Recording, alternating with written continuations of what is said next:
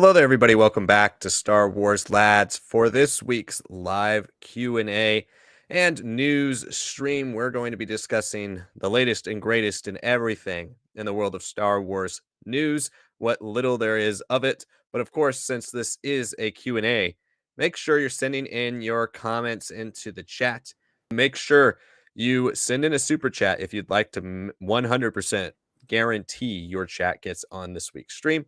Helps out the channel greatly, and it also gets you bumped up to the top. We do get pretty bogged down with lots of chats throughout these streams, so if you're new to this format, make sure you send in your questions or your comments as soon as you can. It is first come, first serve, and we will try to get to as many of them as we can for the next hour and a half as we go through this week's live stream. So some exciting news, if you could call it news, a lot of rumors per se.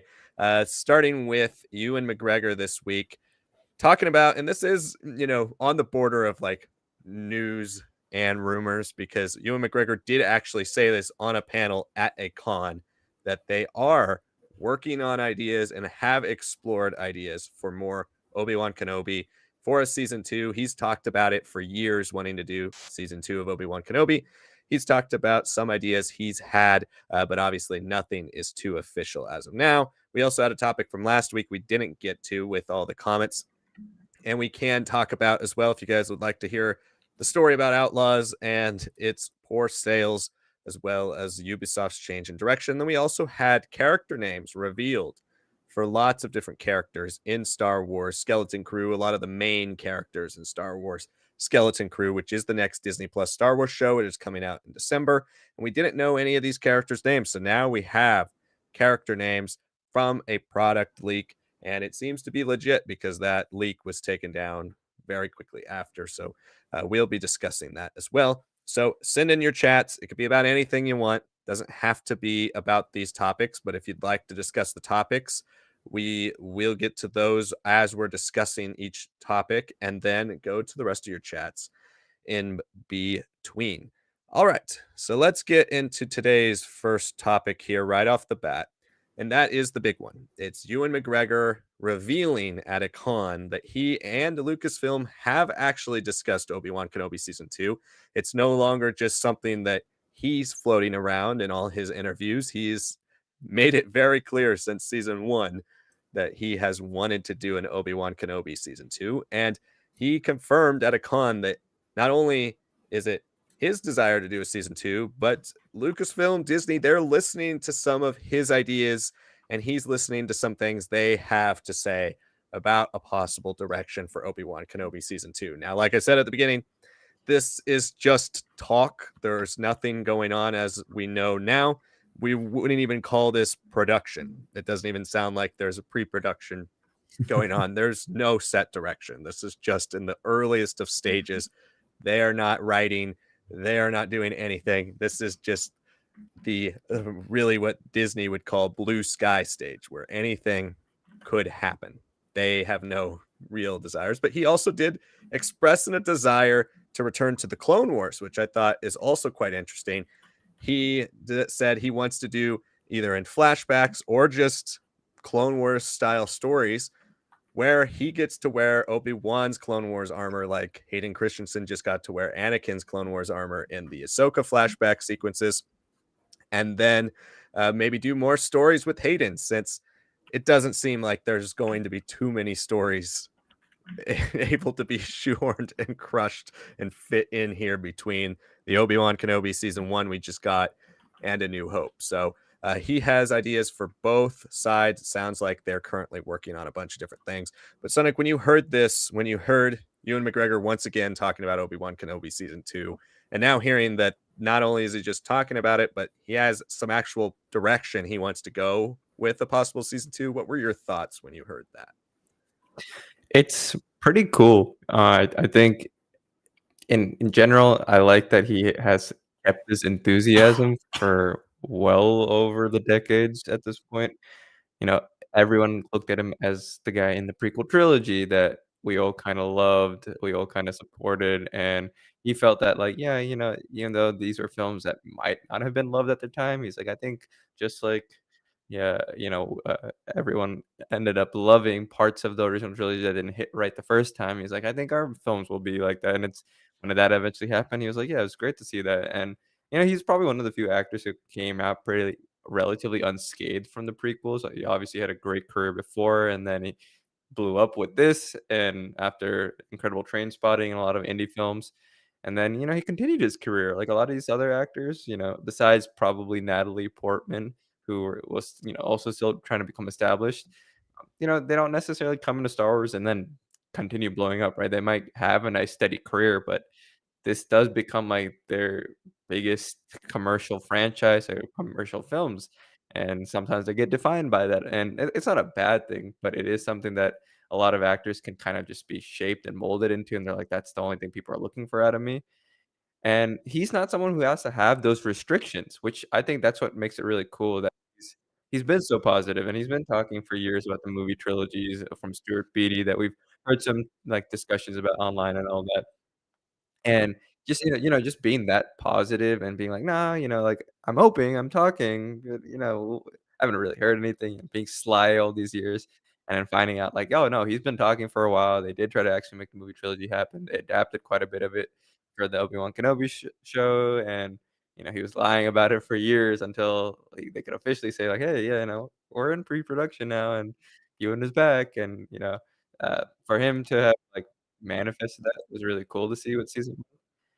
And the season 2, I'm a little dubious about just because how much more can there be, right? But this is a great opportunity in some ways for people who like a lot of what late EU did with Obi-Wan Kenobi and his initial period of time on, Tatooine that's really covered with the Kenobi novel. It's just like a really great not mellow, but necessarily, but very understated Western, and the feelings and the emotions and, like, just the small little adventures that he has on Tatooine and how he, like, deals with his trauma and how he's, like, kind of a figure presence, but not necessarily the main character on those pages.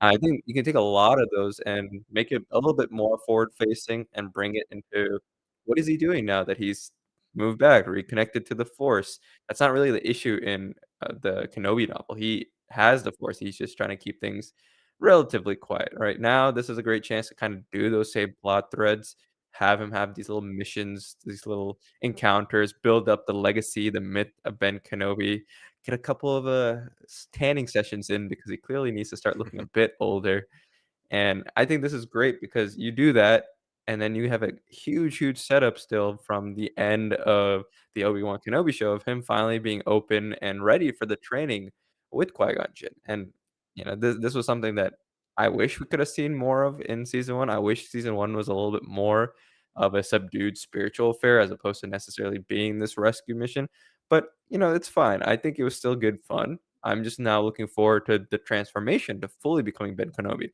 He's settled into that lane, like, "This is now what I'm committed to. I'm affirming all these things to be who I am, my mission now. I'm reconnected with the Force. Now let's do that, right? And let's build up to who he is on the planet, and you don't have to make this an expensive season outside of these little flashbacks that he wants to do. You can do a lot of great things with just lighting. You can do a lot of great things on physical sets, which was not something the original Kenobi show got to do. And if you wanna, like, go back and spruce up some of the lighting and, a little bit of the CGI. I don't think anyone would fault them. I know that's more than likely what's not gonna happen because of Star Wars fans' reputation for dealing with special editions in Star Wars, but if you make some slight tweaks, like, kinda like how we got with the 3D releases of the prequels to improve a little bit of the tracing, a little bit of the background visuals, like with Attack of the Clones and, Revenge of the Sith, before they were canceled and released in 4K years later. You do a little bit of that for season 1 before season 2 comes out. You do this more subdued affair. You have this nice little flashback, and it's all great, and I think the only other thing that I'd want to see maybe is the Cody storyline just because Bad Batch very clearly took what Beattie was writing there and is like, "Let's put him on a track to do something," and it's still open-ended.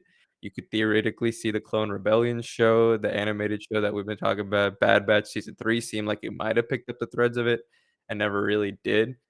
There is a chance that that character is resolved even before he ever meets Obi-Wan, but it would be cool if he does get to play a role and Tamora Morrison gets to play with Ewan McGregor again, and you get to see them have, like, a little bit more of, like, that dynamic that they have in the show, the animated show Clone Wars, and then actually see that play out in live action, deal with the decades that have changed and shaped them, get a little bit of better understanding of what the Imperials are doing and how they're shaping the galaxy after their initial 10 years, and anytime Obi-Wan's gotta be, like, deep into, like, some force training, you can have old Cody, like, checking in on Luke from afar and all that, and I think it works. I think a lot of the elements there, even if it's not necessarily the path I would have taken, I'm still pretty pleased with that possibility of season 1 being that one grand adventure, and season 2 being that transition bridge to what we're seeing in Rogue One, what we're seeing in A New Hope, and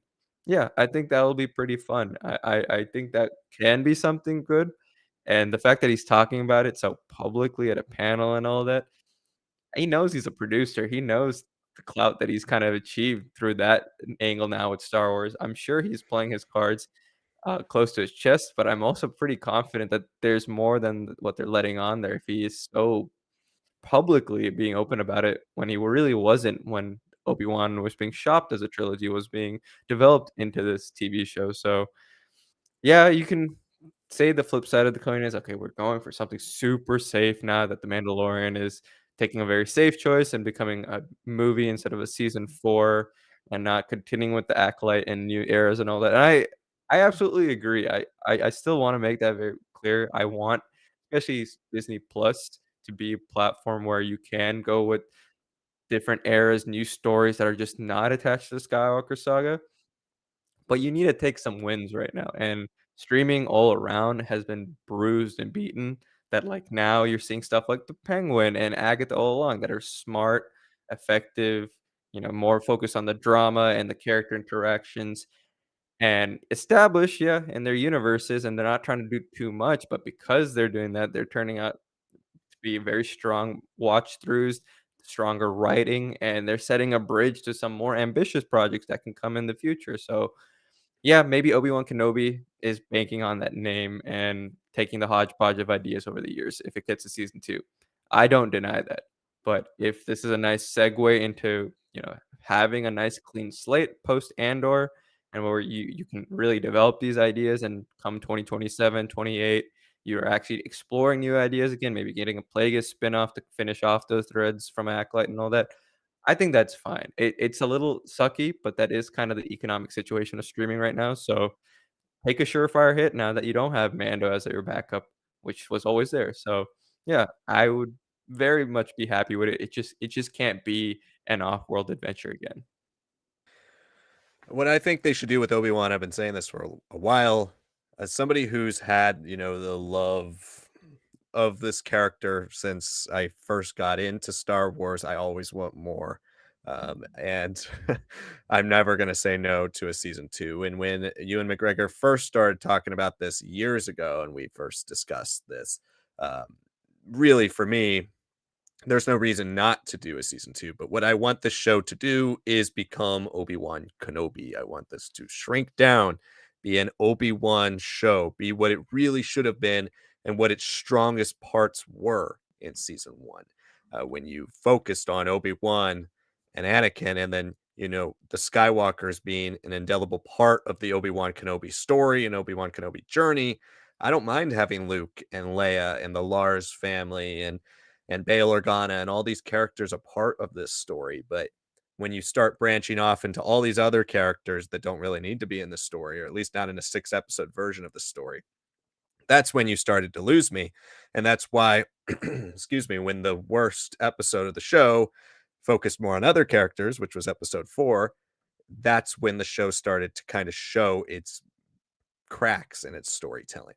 And so I would hope with season 2 of Obi-Wan, and hopefully if it gets a season 3 or 4, maybe they take that comic book miniseries approach we just got with Obi-Wan, where they tell the little blips in his life. Maybe each season is a different part of Obi-Wan's life. It doesn't need to be continuous. It doesn't need to build off itself.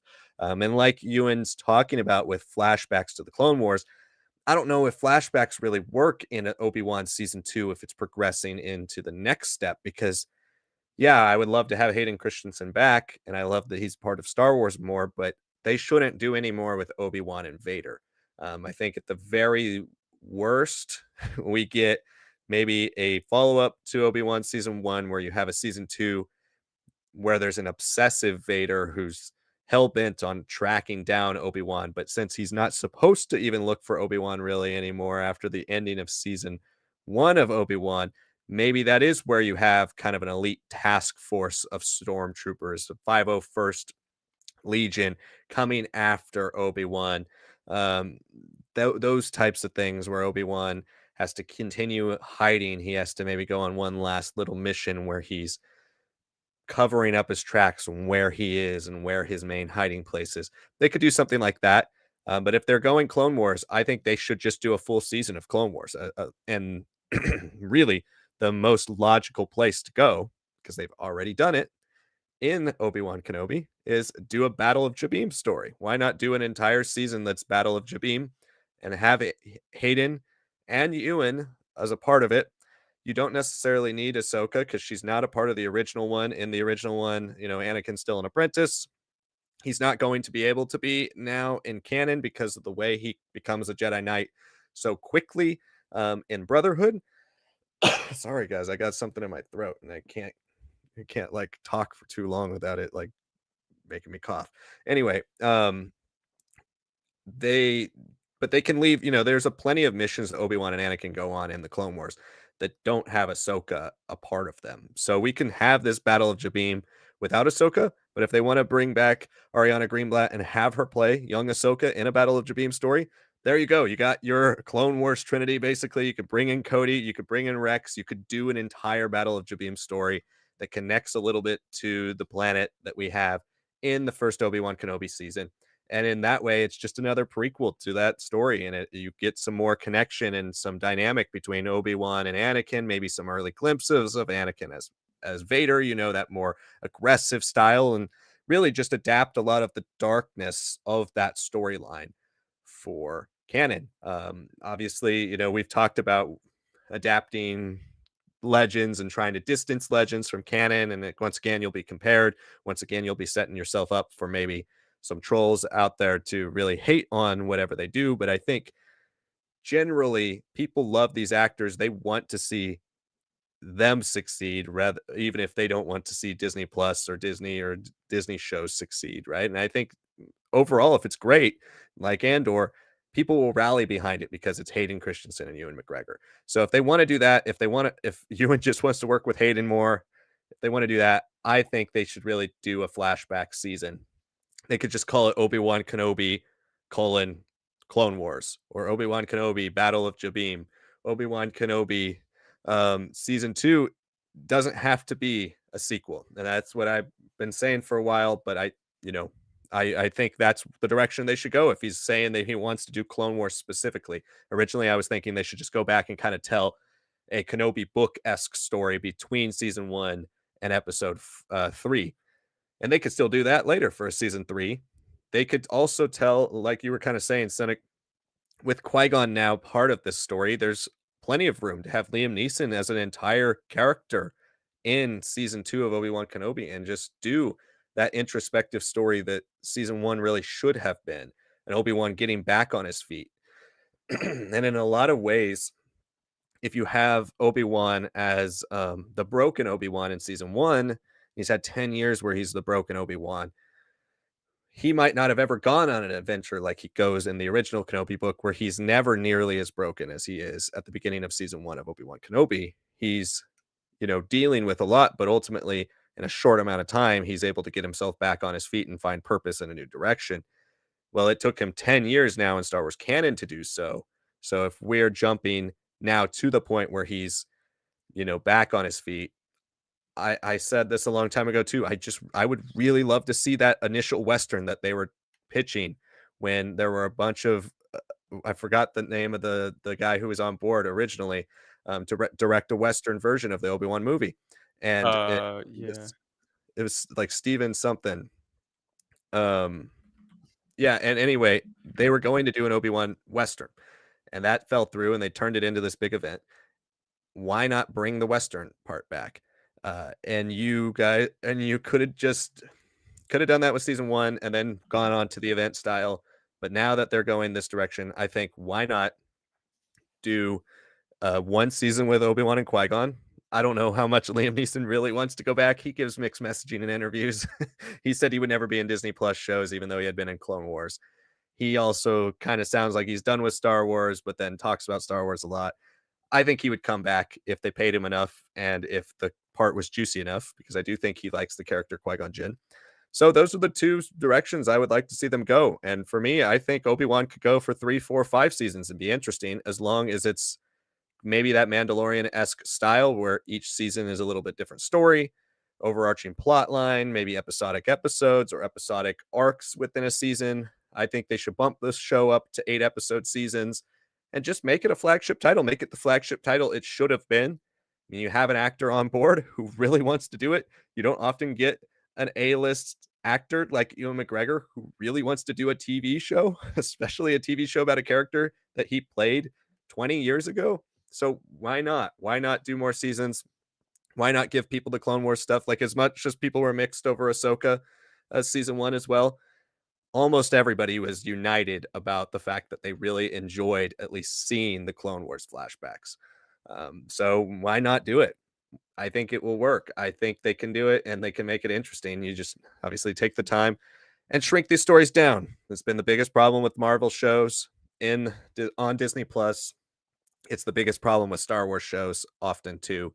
They're way too overstuffed. They have way too many plot lines. They have way too many characters. Make it about Obi-Wan Kenobi.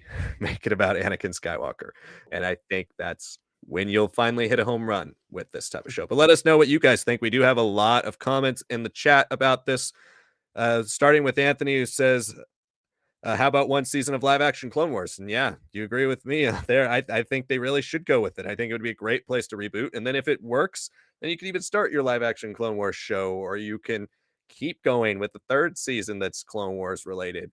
But I think it should be a small, relatively focused Clone Wars battle. Like, I don't do the Clone Wars style where it's like every 2 or 3 episodes it's one new conflict. I think they should do one big conflict for these characters in the middle of the Clone Wars, and then that should be a season long thing. And that's why Battle of Jabim to me really jumped out, because I think that would work perfectly for that style. Yeah, I'm on board too with the idea of a Clone Wars like specific mission. I think it's a great point that you make there. Battle of Beam was rumored to have been a bit more involved in the flashback. It is a serious turning point for Anakin in the comics of the Republic comics back in the day, and you could easily spin it by having almost like Ewan, going through this live action portrayal with the armor and all that, mixing in more of the OA Clone Wars aesthetics and all that.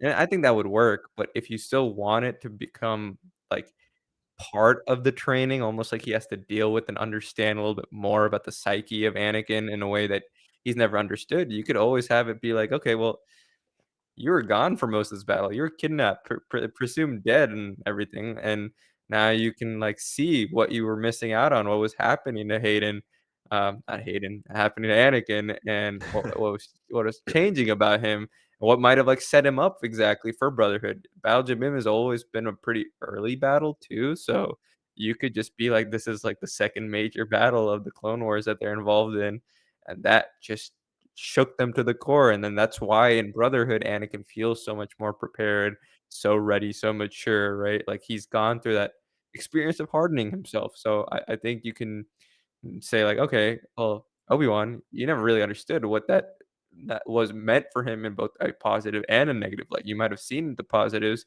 and then later thought the war, the council decisions, all this and that were the reasons for why he fell to the dark side."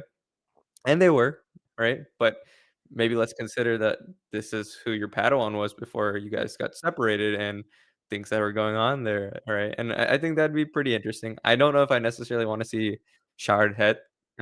I think that just like you said, that starts becoming like, okay, we're just throwing a big thing out there, and him in the timeline is so dependent on 40, 50 years of history that kind of pass by him before he becomes the leader of the One Sith. Um, I don't necessarily wanna see that, and I think you can do the story quite well without him. There's no reason for that. You can just make it focused on Anakin soul command and how he becomes the hero with no fear and the negatives and positives, and then have Qui-Gon be like, "Alright, let's flash forward to this scene. Oh, like, this is what was happening here." It's just like, "Oh, okay." And that could just be encapsulated as part of his training, right? Just like, this is what happened. This is what you need to understand.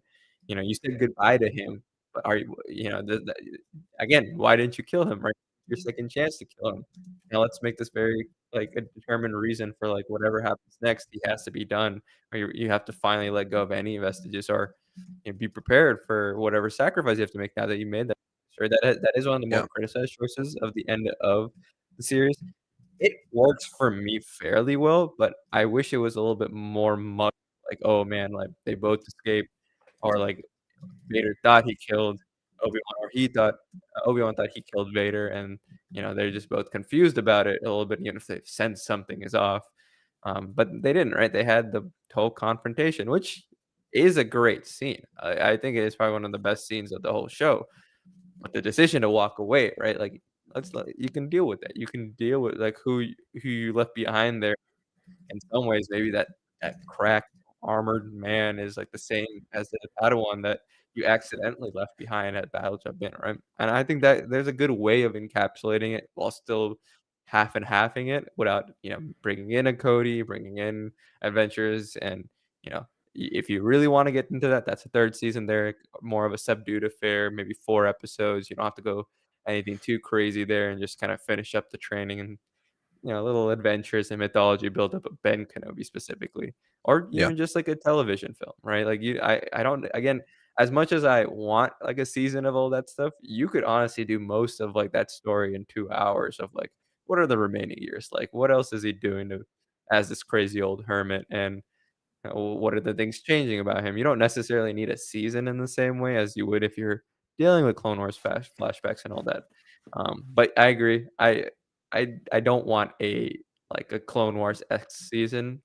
Clone Wars happened. It was good. It was great. We got the revival because there were stories that were left unfinished that were pretty important for Ahsoka, for Rex, and all that. We don't really need to then turn around and make live action Clone Wars just be about Obi-Wan and Anakin. We got 2 films with them at the beginning and the very end of the Clone Wars. So make it important narratively, make it something that only improves and fleshes out season 1 of Obi-Wan Kenobi, and it feels like a worthwhile addition and that it's focused. But if it's big scope and throwing in all these new characters and cameos and all that, I wouldn't want that. Yeah, no, they should not make it as big as the last season. I mean, and not to even, and because Anthony's one of Anthony's comments next too about this is saying I'm somewhat interested in season 2 as long as it does not result in attacks on actors like what happened to Moses Ingram. And I mean, obviously, we agree with that. We disagree with anybody who's attacking actors for any reasons outside of critiquing their work.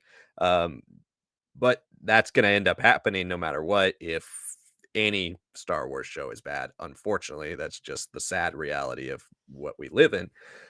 But to go on to not just that point, but Moses Ingram's character, the Reva character, doesn't her whole story in that show is feels like something from an MCU style Marvel show, which is something that just added in to pad time because the story they had didn't fill up 6 episodes. And that to me is the stuff they need to avoid for the next season of Obi-Wan. No random stuff that doesn't need to be in there. That character didn't need to be in that show. And I think if you cut out the 4th episode, which really does revolve a lot around her and the Fortress Inquisitorius stuff, and you just get rid of that episode completely, the show works a lot better. If you get rid of some of the hanging plot threads around that character, the show works a lot better. And so trimming it down, writes, rewrites, really saying, okay, what does this show have to say? What does it want to be? What is it telling us about Obi-Wan Kenobi, the guy on the title that we didn't know before? That's something they have to really focus on. So we'll see, excuse me, if they go into that direction here in the future. And then Travis says, Commander Cody used the lingering thread that I would like to pay off in Obi-Wan Kenobi season 2, Cody being tracked by the Empire, a town along with Ben protecting him from the Empire. That's a cool idea as well, and that's another thing, like I was mentioning with if they do go post Obi-Wan Kenobi, that's a story that could be part of it. But I think with the Bad Batch taking place so close next to Revenge of the Sith, that's a story they could even tell between Revenge of the Sith and the first season of Obi-Wan Kenobi, where maybe an Obi-Wan who's unwilling to be the Obi-Wan he used to be results in Cody possibly dying or results in something bad happening for a guy who reached back out to him, or maybe even makes Obi-Wan's faith in the galaxy, faith in the Force, faith in the universe a little lessened by an interaction with Cody, a guy who he trusted like a brother and tried to kill him. A lot of those things, I think there are elements in there to see Obi-Wan get into an even darker place, the place that he's in at the beginning of Obi-Wan Kenobi season 1. There are stories that to tell there that don't need to be big and grand, can be a bit more on the dramatic side like an Andor, but could still work really well. And if I know I said go to the 8 episode season, and I would love to see that for the Clone Wars story or whatever story they have to tell, make this an actual show instead of an event series. But if you do stick to the 6 episode season, you can tell more small dramatic stories. And I think they have to decide which, right? Like with the Riva storyline from season 1, that would have worked better in an 8 episode season where you could actually help flesh that out. But in a 6 episode season, it didn't really work. So they've got to pick which direction they want to go. And I think a lot of it is on, finding the right writers, finding the right showrunners to help deliver that product, but also Ewan McGregor really as a producer and as the character himself, as the man driving this project. What does he want to do with this character? And I think they got to identify that and say, let's focus specifically on that. But I think the Cody thing is a cool idea, and I would love to see that pay off as well. Yeah, and it is funny because technically Stuart Beattie wrote the character of Riva originally, right? Like this wasn't like a character that, once it became a TV show, Riva was in there. But the difference was it was a trilogy of films, right? There could have been a full film that's a little bit more focused on Riva and her interactions with Obi-Wan and Inquisitors and all that. It just this is the happen nature of like making a 6 episode event series, right? That is kind of what made it a little bit of a difficult watch for people as time went on because you're like, "Okay, this has potential," like Liam was saying, for 8 episodes. Does it make sense for 6 episodes as, like, a mini event series? Not necessarily, no, right? And that is the thing that a potential season 2 can easily rectify, and then if there is only 2 seasons or if there is 3 seasons, the final product will feel stronger because they've addressed it. It is a very capitalistic thing to be like, "I'm gonna update how my story was intended to be and flesh it out in the 2nd season that just threads and all that." Like, yeah, it kinda sucks to think about it like that. That's not really the intent behind art, but at the same time, the origins of it were like, let's mishmash, like, a lot of what was planned for a film trilogy and then Solo bombed, so we're like, "Eh, let's maybe not do it as a film," and then COVID happened, and obviously, I'm sure that 4th episode, which could have been much grander, maybe could have been longer and actually dealt with the trauma and still managed to do stuff on Fortress Inquisitorius, just became like, let's go with something that we've got previs from, like, from video games and stuff and just, like, work around that, right? This is the nature of also talking about it that came out during peak COVID, right? Came out during its production peak COVID, which is unfortunate, right? So, yeah, whatever they do, just let's avoid mixing up all these ideas too much because like you said, the thread could be crazy, and if season 2 just wants to deal with, just training with the Force and then finishing off the Reva threads, that's just 2 things, right? And that would be fine for me because then you're like, "Okay, that is your focus, that is threads already set up there." Great, I want those threads to be finished as soon as possible because the more you wait on it, unfortunately, the trolls in this fan base have been, like, eating away and like, "Oh, because the story's canceled, because we haven't seen the ending of it, like, that means we're having an effect and all that." And it's like, yeah, that's not really you, man. That's just the average audience member not watching something because streaming has been so inundated and flooded with, like, films that turned into shows that should have never been. more about quantity over quality and all that, right? So, Right. yeah, I hope whatever they do for the second one really honors season 1, isn't a hodgepodge of don't, like, just go back into that well of the trilogy because it I don't know, like, I feel like you run into the same issues here because 'cause you're trying to overextend yourself and condense things and say like, "Oh, we could put this, this, this." No, just honor what came first. You've got other things to reference, like we've talked about from books to, animated thread, plot lines and stuff like that. You can work other new things that are all really tied together just like every Star Wars project, but let's maybe not try to force ideas that don't necessarily work together if we're only gonna do 6 episodes. Yeah, and I looked it up just to remember. The name of the director originally attached to Obi-Wan was Stephen Daldry, who directed Billy Elliot, The Hours, Extremely Loud, and Incredibly Close, The Reader. Oscar nominated director, and had directed a bunch of episodes of The Crown. So, that was the person they originally had on board when it was a Western movie, and then got turned into a Western movie trilogy, and then yeah, so it's gone through a lot of changes, and I would just they just need to focus. It's funny. It's kind of crazy and funny and a little bit sad in some ways the way Disney Plus has had these problems with their shows because most of the time people are complaining about filler in shows and TV shows. But with Disney Plus shows, nobody ever complains about filler because there is no filler. It's too short. They're too Yeah. short. They don't have enough. The episodes are not long enough. In the seasons that do have enough episodes, the episodes aren't long enough. In the seasons that have don't have enough episodes. The episodes are too long, but don't feature enough storylines. So it is kind of funny that they have the opposite problem of literally every other show that people complain about. Almost every show out there has problems with filler. Disney Plus shows don't. And you would think in the world of franchising, right? You would say, okay, well, these ideas don't necessarily mix perfectly well. Maybe it's too much for one show. Why don't we drag it out to even more seasons? That is the normal model, but they seem to shove all their ideas in one season. So it's interesting to see where they'll go from here with that in mind. We have a lot more comments about this Obi-Wan topic, but we appreciate all of them. So we're going to keep running the Obi-Wan specific topic comments first, and then we'll get to the rest of your comments from both the previous stream that had the error and this stream as well.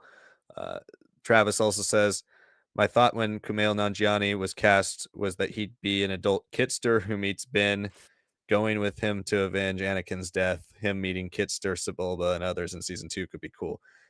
It would be interesting if they did something like that, especially if Kitster is still on Tatooine at the time of Obi-Wan Kenobi.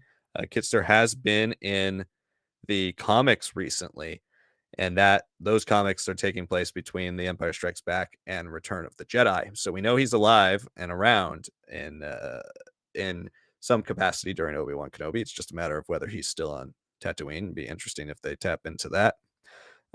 Travis also sent in a super chat. Thank you so much, Travis. We appreciate that. We're going to be continuing to run down the rest of your questions. Not sure if that was supposed to have a question attached to it or if it was just to support the show, but we greatly appreciate your super chat. Where were we here? I'm trying to scroll through to focus specifically on the Obi-Wan questions as of now. Let's see here. Travis, one I missed at the top that you said is we know from A New Hope Ben is familiar with the seedy side of Tatooine. Season 2 dealing with him becoming the deserted mysterious desert vigilante who drifts in and out of town could be cool. It's one of the many directions they can definitely go with that storyline. Let's see what else we have here. Um, what are your thoughts, Sonic, just in general, while I scroll through on Kitster being in an Obi-Wan season 2? Well, I've finished the comics, the 2020 run. Now that we're on the Battle of Jakku, I've been very locked in on the comics the last couple months. Like we said before, we're gonna get back to the comics properly on this channel. It's just figuring out the right way of doing it, and hopefully Battle of Jakku kinda covering it as arcs will be the right way for us. But, yeah, Kitster in the Darth Vader comic was pretty well done. Him and Walder in Kumail, I think would've worked, and I think hearing him say "wizard" would've been hilarious. Just throwing that out, like, every episode, everyone just being irritated, like, "What did I miss on Tatooine? Who is this kid? Like, why does he do all this and that?" And I think it'd be interesting if you still play Kumail the same way, where he is pretending to be as Haja as a fake Jedi and, like, all this and that, but if it was inspired by his old friend Anakin that he saw video calls or maybe, like, one time when they, like, met up or something, right? Yeah, I think that would've plausibly worked. The way they use it in the comics, it's a little bit more true to that character and, like, how he would've evolved as just another slave on Tatooine and, living through the struggles of life and all that. I think Kumail's rendition of the character, the reason why he's brought in is to kind of be that humorous guy, right? He's not necessarily brought in to be someone dealing with, like, some more serious elements of the story and the darkness of the dark times of the Empire. But, it could have been fun. I just I personally enjoyed how the Darth Vader comics use it. I just don't know if there's enough for an audience to be like, "Oh, man, that's Kitster, that's that kid from The Phantom Menace that we all remember, right? Looking over and wall jumping around when Anakin started passing people." Like, sure, if you're, like, a diehard and fanatic about all these little things, but I would personally say no, like, I think how it is used in the comics was right, and the ending, I would definitely recommend just even 'cause the final issue of Darth Vader is kinda written in, like, 3 or 4 parts and small different, like, epilogue stories kinda ends the issues, and there's one for Kitster and Wall that it's very true to the Phantom Menace, and it's very sweet and emotional, and I just don't see Kumail, even if he does have some dramatic chops, really hitting it the same way the comics did because they used the character sparingly, they used the character effectively. Yeah, no, definitely. And they I mean, like you said, it can work and it can be an Easter egg. I don't think they could set an entire season specifically around Yeah. Kitster, but it would be nice. And then kind of going into Travis's next point, when he says, "I'd like to see some Phantom Menace era cast return, like Rick Oley or even Panaka being an Imperial sent after Obi-Wan, or something to flesh out those minor set pivotal people in Obi-Wan's life from The Phantom Menace and also Dexter Jetster." Yeah, I'd love to see Dexter in an Obi-Wan season 2. That would be awesome. Yeah, I mean, I'm up for any returning cameos. I just think you can't sell a show around those specific types of people. But you can come up with some interesting concepts about those types of things. But if they do decide to go with different snippets in Obi-Wan's life, whether, and even in a show centered around maybe Obi-Wan's training with Qui-Gon Jinn, there can be those moments where there are little flashbacks, like, and I assume that's probably the direction Obi-Wan, or I mean, Obi-Wan, Ewan McGregor is thinking about when he talks about doing Clone Wars flashbacks is, this more spiritual type of journey with Qui-Gon being able to learn how to become a Force ghost. That type of thing would probably include flashbacks, but we'll see what they decide to do, and you could have those types of characters around. I would like to see Panaka back at some point as well. I'm not sure if Obi-Wan's the specific place to do it, but that would be interesting. But yeah, I think anything from Phantom Menace starting to get a little more love. That could be interesting. And then Brandon says, uh, "I've seen it and totally." In his, it has deep emotions like Clone Wars. If you want to watch something, oh wait, okay, that's about your Transformers 1 comment. We'll get to that in a little bit. But Obi-Wan Kenobi season 2 would be interesting if there's a major focus on him training with Qui-Gon as a Force Ghost. I think whatever they do with Obi-Wan in the future, they need to touch on that story if they do more. Um, I think that's the more likely story than the one I was saying about the Clone Wars. I would love to see the Clone Wars one first or at some point. But I think the Qui-Gon one is more likely. Sonic, what do you think about that kind of angle for a season 2? Do you think Qui-Gon being the centerpiece would be an interesting idea, where Obi-Wan's a lot of his journey is more spiritually around Qui-Gon and you get more flashbacks with people from Phantom Menace like Travis was mentioning? Do you think that's an angle that could work the best out of anything we've discussed so far. Yeah, it's it's pretty interesting because making that story focused on Qui-Gon and his perspective of all the events that he missed out on, yeah, I think that could work. I know we kinda have the Mortis arc with him in his corporeal form. That doesn't really count because it's Mortis, it's the Force's nexus traveling through this galaxy that may or may not be real, right? Like, it it's a little bit of a cop out, but even then, they use him really sparingly. But here, he is the Force Ghost, he has completed the training. I would say, yeah, why not have him go through these Clone Wars flashbacks? Again, like we said, hopefully it's super focused on maybe an extended battle that has, meaning, right? Especially go with the thread of being on Jabim in season 1 because that is already established. You can kinda deal with that. That is where initially their fight would have happened in some way, right? If they went with the original concept plans. And then having the perspective of Qui-Gon, 'cause for a lot of people, there it's like, yeah, what would Qui-Gon have said? Like, there's so much fan art out there of, like, him dressed up in Clone Wars armor and all that, and I would love to hear Liam Neeson then through his voice, give his perspective because he's always been unorthodox. He's always kinda done what's necessary, even if it doesn't make sense, and Obi-Wan has considered him so wise, and I wouldn't be surprised if, looking back at it, and especially with the timeline, maybe and with Force Ghost kind of being out of time and space, this is like a pseudo way of him maybe being like, "You know what? Even if it came from the wrong places, the Clone Wars were necessary. These were always gonna happen." Like, giving things that we don't expect Qui-Gon to say is kinda the most Qui-Gon thing to do, and I think that'd be pretty interesting perspective, and like I said, if you can use Jabim, which is mostly Anakin POV in the comics, and then turn it around and be like, "This is what you missed.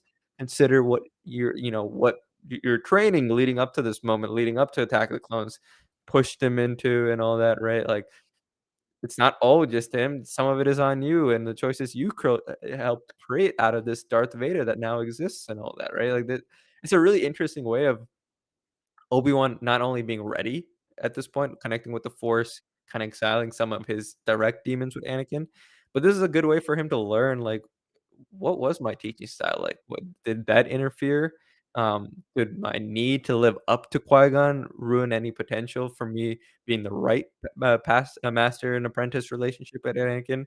Um, did I let Anakin deal with things and excuse things that the Jedi Council did too easy? Like, this is a great way for it to be like, "Oh, I'm ready for training master, like, let's go, I'm wise and I've learned all my things," and Qui-Gon pulling the rug out from under him and being like, "No, man, you screwed up so much. Like, this as much as I'm proud of you, like, let's deal with some of this stuff because you got a kid that's, like, 2 kilometers away, and you're supposed to keep track of him, and eventually, you might be the one tasked to more than likely train him, at least begin his training. If you make the same mistakes with him, like, come on, let's think about it. Like, there's a way to be mysterious and avoid dealing with the past, but there's also a way of, like, just working around it and being like, "Alright, this is what the kid needs, this is what's necessary. Let's not just project and put on all these things that could be harmful and lead the son of Skywalker down the same path that you did because you're trying to live up to me." I think this is a great way to deal with these legacy questions and who Qui-Gon is and what he might have been like that everyone kinda always thinks about, right? If Obi-Wan raises a question like, "Oh, what would you have done with Qui-Gon, like, with Anakin, would you have, like, take him away from the Order and Spacer and all that?" He's like, "Yeah." I wouldn't be shocked if he says, like, "Maybe I would have been with the Separatists because maybe that was right." Obviously, we know that the dark side is influencing all this and that, but maybe if there wasn't that influence, maybe if it was just avoiding the bureaucracy, the controls, and all that, we can get some really strange answers from Qui-Gon about the state of the galaxy, about how the Force, the cosmic Force, the living Force calls to him, and how he would have trained Anakin to respond to it differently than the bureaucracy, the dogma, and the influence of the dark side around Anakin and the Republic. No, yeah, definitely. And I think touching on the next question too with critical thinkers saying that if they do Battle of Jabim, will they go for a darker adaptation? It could have potential, but it needs to be around Anakin, relatively young, for that arc to work. And they have time to do that, right? They do have time to do that with the stuff for the Battle of Christophsis, because as we know, Clone Wars is told out of order. There are things that happen before Battle of Christophsis, before the Clone Wars movie. They can definitely do a story in between there. So I don't think it's the time necessarily that's the problem there. It's all about what he learned, and when you connect it back to Qui-Gon, if you do it in flashback form, there's it's a lot of it is about the lessons that are there, and you can do it in a bunch of different ways. But going into the next question too, with Brandon, or was it Brandon? No, it's Travis. Travis says, I would like to see Ben undergo the trials Yoda did with the priestesses. Seeing Satine in live action with someone like Tilda Swinton could be cool. It's got to be Kate Blanchett. They got to do, if they do Satine, it's got to be Kate Blanchett. And then Brandon says that's a good idea. Or flashback of Obi-Wan wearing his Clone Wars armor against General Grievous, voiced by Matthew Wood, similar to Master Beck saving Grogu during Order 66. Are you saying you want to see Master Beck in the Obi-Wan show, or are you saying that you just want to see a little quick scene like that scene? But yeah, I mean, more General Grievous would be cool. I think more General Grievous would be more of a flashback, though. I wouldn't want to see a storyline around General Grievous. But yeah, lots of great ideas, everybody. Thanks for sending all these in. What's the next one? Critical Thinker says Travis's Kitster idea does kind of remind me of his appearance in Tatooine Ghost. They could do something sort of like that, where Obi-Wan finds out about Anakin killing the Tuskens like Leia did in that. And that's an interesting idea as well. I mean, one of the things the Kenobi book does so well is explore the character of Tatooine, right? What is Tatooine? How does it affect its inhabitants? What are the types of problems that go on there? How does it affect the people who live there? And in a way, Obi-Wan gets a little bit of a newfound appreciation for some of the things Anakin went through.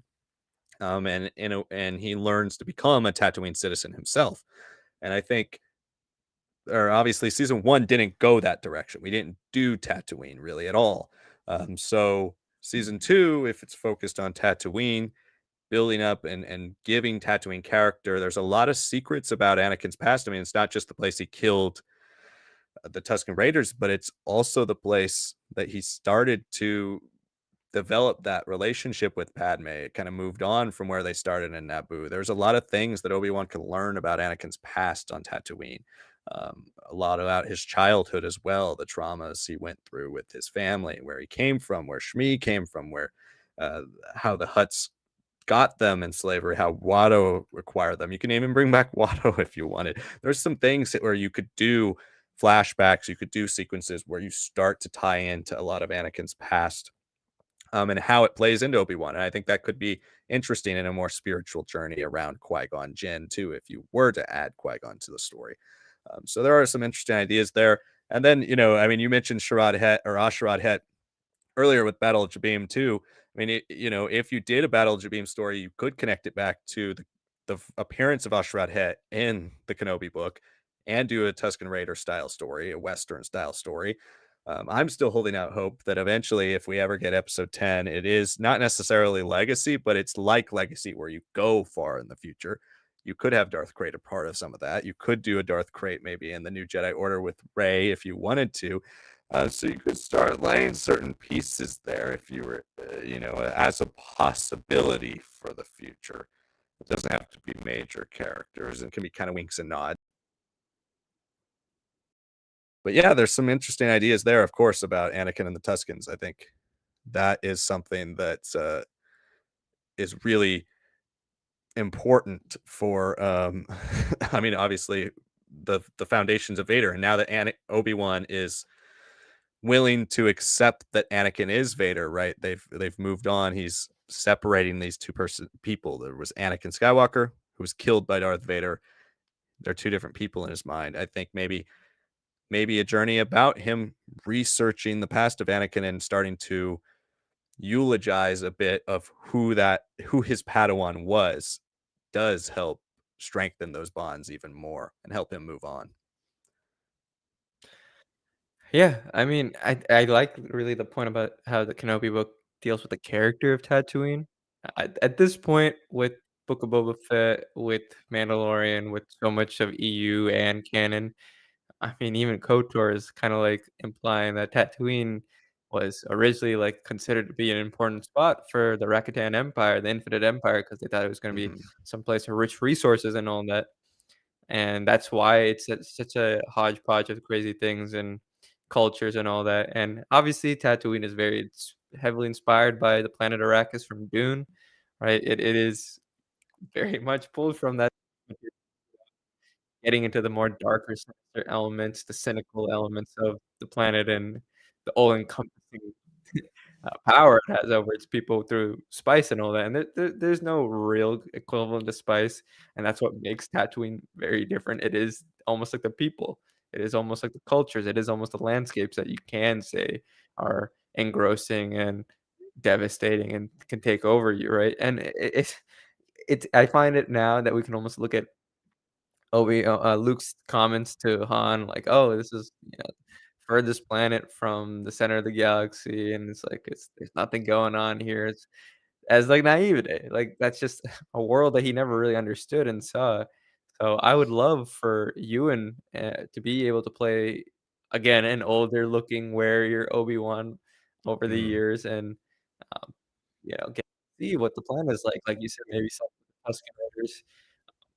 My worry with the Shard Head storyline is that, like, okay, you can tease it, you can do cameos, you can do the story, and I wouldn't even mind if you almost did, like, an Infinities-esque story where instead of Darth Maul, you have a Shard Head where he's the warlord. You do that original story where he first loses his arm after confronting Obi-Wan, and if you've been tackling the Battle of Jabim in the flashbacks and Obi-Wan disarms him and all that, that's fine for me. I would almost kinda say instead of disarming him, um, killing him off would be fair to me, but again, I like the idea that the Tuskens, would be like, he can't be their leader anymore without his arm and all that and left to die, and then you can just be like, unresolved and slash resolved, however you wanna play it, sure, that's okay, that's fine for me.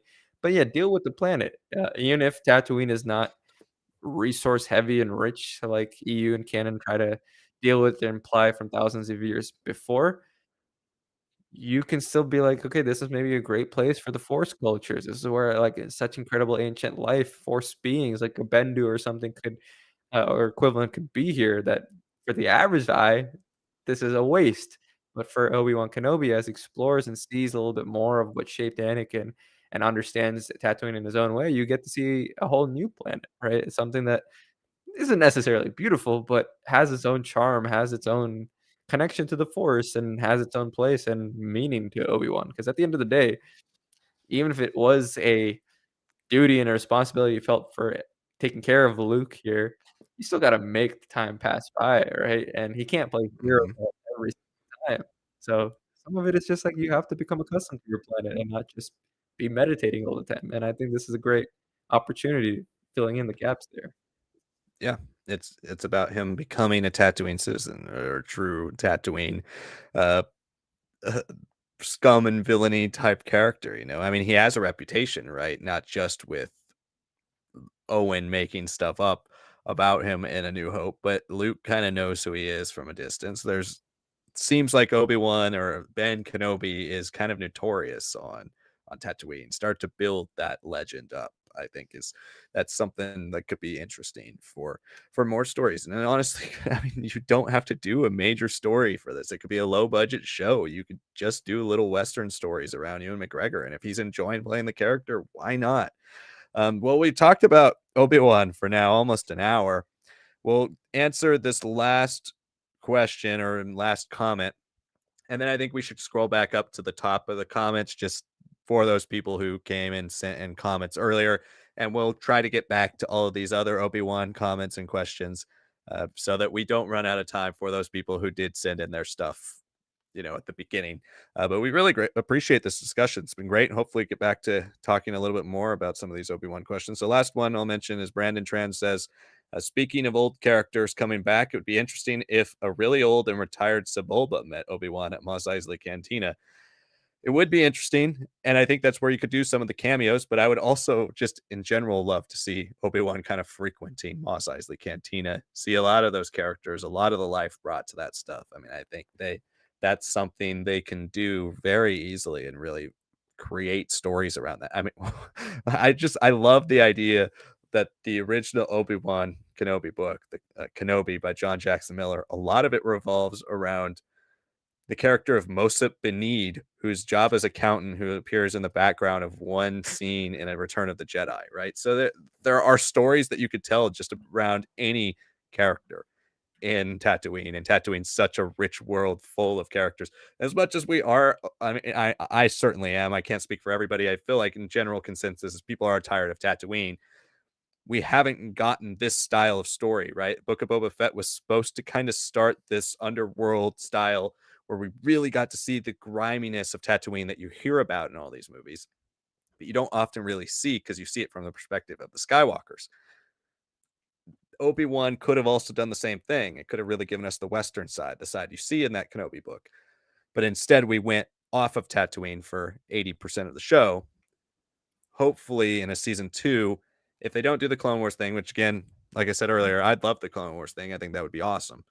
But if they didn't do something Clone Wars related, if they're sticking to Tatooine, really build up the character of Tatooine, build up the planet, bring these inhabitants back, bring prequel characters back, bring characters from the original trilogy in. I mean, Tatooine just seems like this unescapable cesspit, right? That's one of the things about Luke. He's wanting to escape. Everybody always wants to escape Tatooine.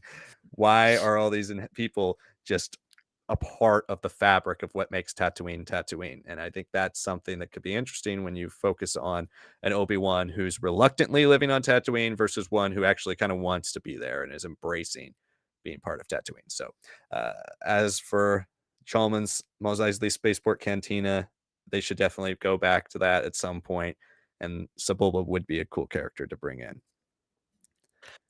Me personally, I don't think Saboba would have changed that much. I mean, the max he changes is, like, begrudgingly respecting Anakin after his defeat there, but I think by the time of A New Hope, I pod racing is banned and all that, but he's a speed freak, and he's got his needs, and he needs Twi'lek ladies, right? I'm sure he wouldn't change to become, like, anything notable. If you see him, he would probably be like a homeless drunkard that's, like, getting kicked out of Chalmers, right? Like, "I was the Boonta Eve winner 30 years ago." It's like, "Yeah, okay, we know, Saboba, you say that every time." And, it'd be interesting. My issue is there that Saboba and Obi-Wan have, like, 0 connection, right? If it was, like, Right. Qui-Gon in this situation, walking up to him again, that'd be funny, right? If it's Anakin, that's funny, and that has meaning, but Obi-Wan was working the whole time on getting the hyperdrive fix, so and I think he'd been like, "Is this the guy Anakin would always hype up and say, like, I Yeah. hated him, but he was an incredible racer, even if he was dirty," right? It's like, I don't know. That would be more played off for laughs if it happens. Yeah, I mean, I would love to see Obi-Wan go into the bar and you have drunk Sebulba there ranting about losing the Boonta Eve race to Anakin 30 years ago, and Obi-Wan comes in with some like smug comment about, hyping up Anakin over Sebulba that really Yeah, just starts yeah, a bar fight. That would be awesome. Just little things like that, right? Like, I mean, I think it goes back to the age-old conversation of making it doesn't make the universe smaller if you bring in cameos, right? Does everything need cameos? And I've always been somebody who says you need cameos if it makes sense. It doesn't have to be there. Like, Jyn Erso bumping into Dr. Evazan and Ponda Baba doesn't necessarily need to work, doesn't necessarily need to be part of that story. That is the definition of an unnecessary cameo. But when you have Red 5 in Rogue One or Gold Leader or Red Leader, those are cameos that need to be there. So Sebulba could be a fun one. You just don't need to really do much with it, but it would make sense. He could be, so I could see him being somebody who just gets stuck on Tatooine. He's that type of character. So that's that would be a fun one. But and Critical Thinker says you're not alone in being tired of Tatooine. Well, I'm glad that other people are also tired of Tatooine, just like I'm also tired of the Dark Times, but also at the same time really want to see a definitive Dark Times story. I'm tired of Tatooine, but I'm okay with seeing some definitive Tatooine stories that don't just take place there, but actually use it. So thanks for those comments, and we're gonna switch over to the comments we had from the previous stream, which are only a couple before it went down, and then we'll come back to the comments here, and we'll keep working on them for the next 30 minutes or so. as we round out the stream. And if you want to make sure you get something on today's stream, send in a super chat. Greatly appreciate it. We even had somebody join our membership program today. Gene the Machine, thank you so much for joining our membership program. And if you would like to check out our membership program, there are a lot of great perks, including getting videos early, getting exclusive content, exclusive polls for topics for our videos and stuff like that. You can check out our membership programs on YouTube or our Patreon program. They have the same perks. Just pick which one is right for you. And we greatly appreciate your guys' support. So thank you so much for Gene the Machine for coming to Star Wars Labs and joining our membership tiers. So back over quickly to the other stream here. We had Critical Thinkers say, I've almost finished reading New Jedi Order currently about to start Final Prophecy. Force Heretic trilogy was a slog to get through, but it looks like it's only uphill from here. Yeah, it is. Force Heretic is consensus weakest thing in New Jedi Order. Certainly, because it takes place at the very end. Also, it just kind of kills the momentum. But glad you're enjoying New Jedi Order. It's a great series. And then Critical Thinker says, what's your favorite DC comic event? And that's a tough one. For me, there are three. And I go back to, so it's kind of a tough thing to pin down because DC comic events are often not just big for, having these epic stories and having character crossovers, but they truly do change the universe. DC comic events, unlike Marvel events, often really define the fabric of the universe. There have been very few Marvel events that completely change everything, where DC seems to be changing everything a lot. But yeah, as Anthony says, Infinite Crisis would definitely be one of them. Infinite Crisis is really, really cool, really fun, and I think maybe arguably the best overall. Crisis on Infinite Earths, I think, is the one I would go with as my favorite. It's just such a defining story for comics. Pretty much the original comic event, if you're not counting like crossovers from the 50s, like Flash of Two Worlds and stuff like that. Basically, the original comic event. It's so amazing if you know your comic history, especially your DC history. I love that event, and I go back to that one quite a bit.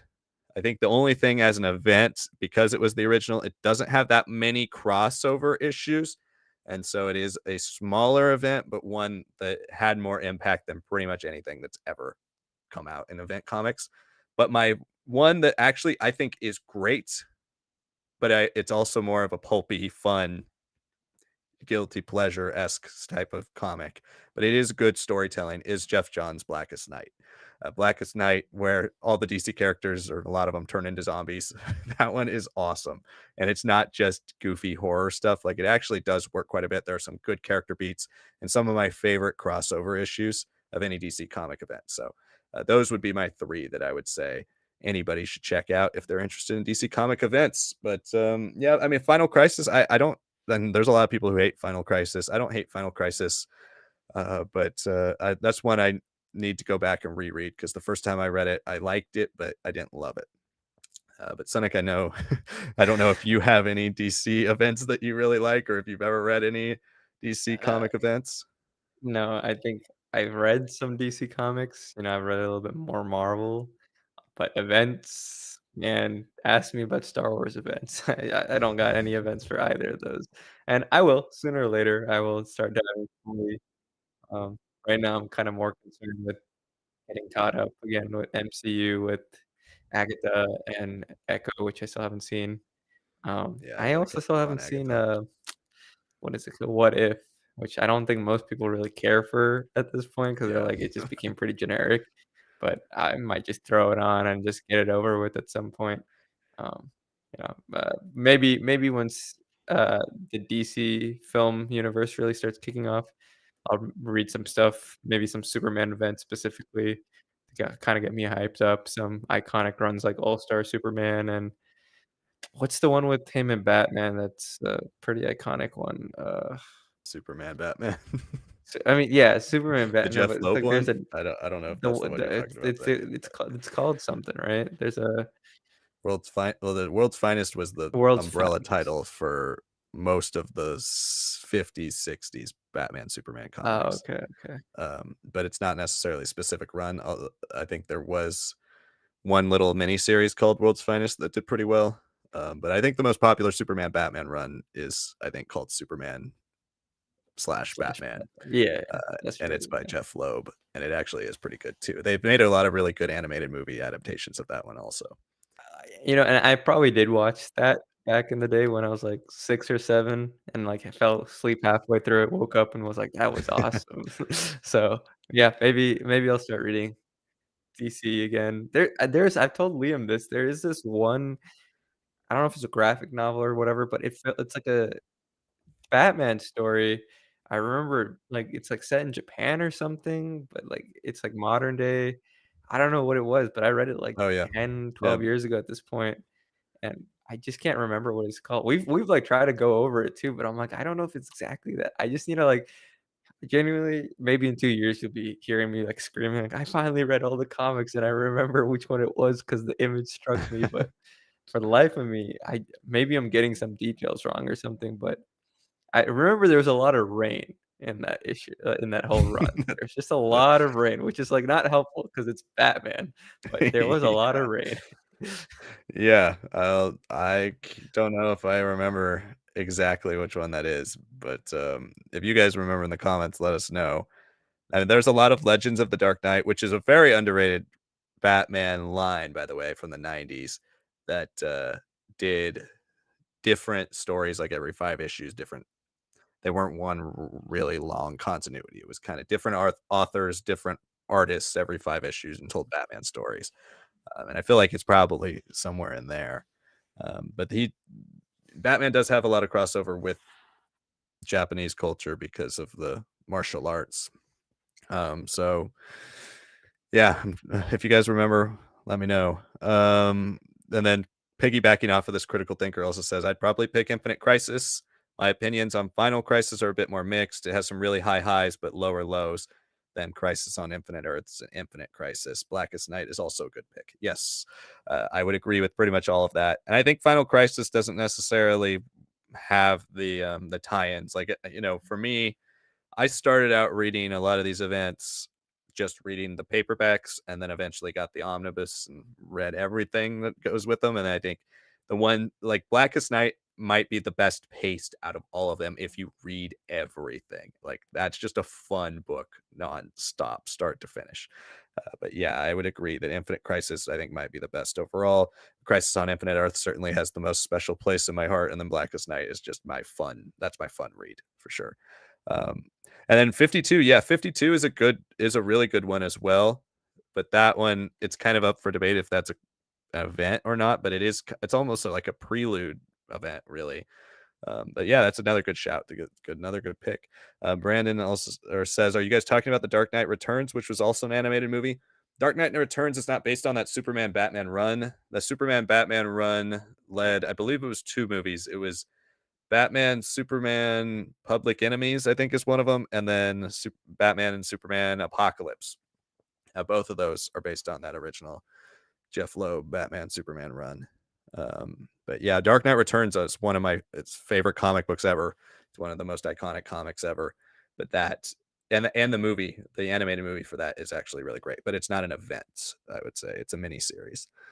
But thanks, great questions. Always enjoyed talking DC, and we're gonna keep talking DC when we get to the questions on this chat because we've had some comments about Joker. Anthony says last one from the previous chat, which again was from a chat room that crashed. This is the last question we have from there. Where Anthony says, "Do you think we will ever canonize characters such as Vitiate or Starkiller or Malgus? If so, how would you change their stories?" Oh, that's a tough one. I feel like we've talked about this in some capacity in the past. I think Vitiate is very tough to canonize in general because Star Wars canon has gone a bit more grounded versus fantastical.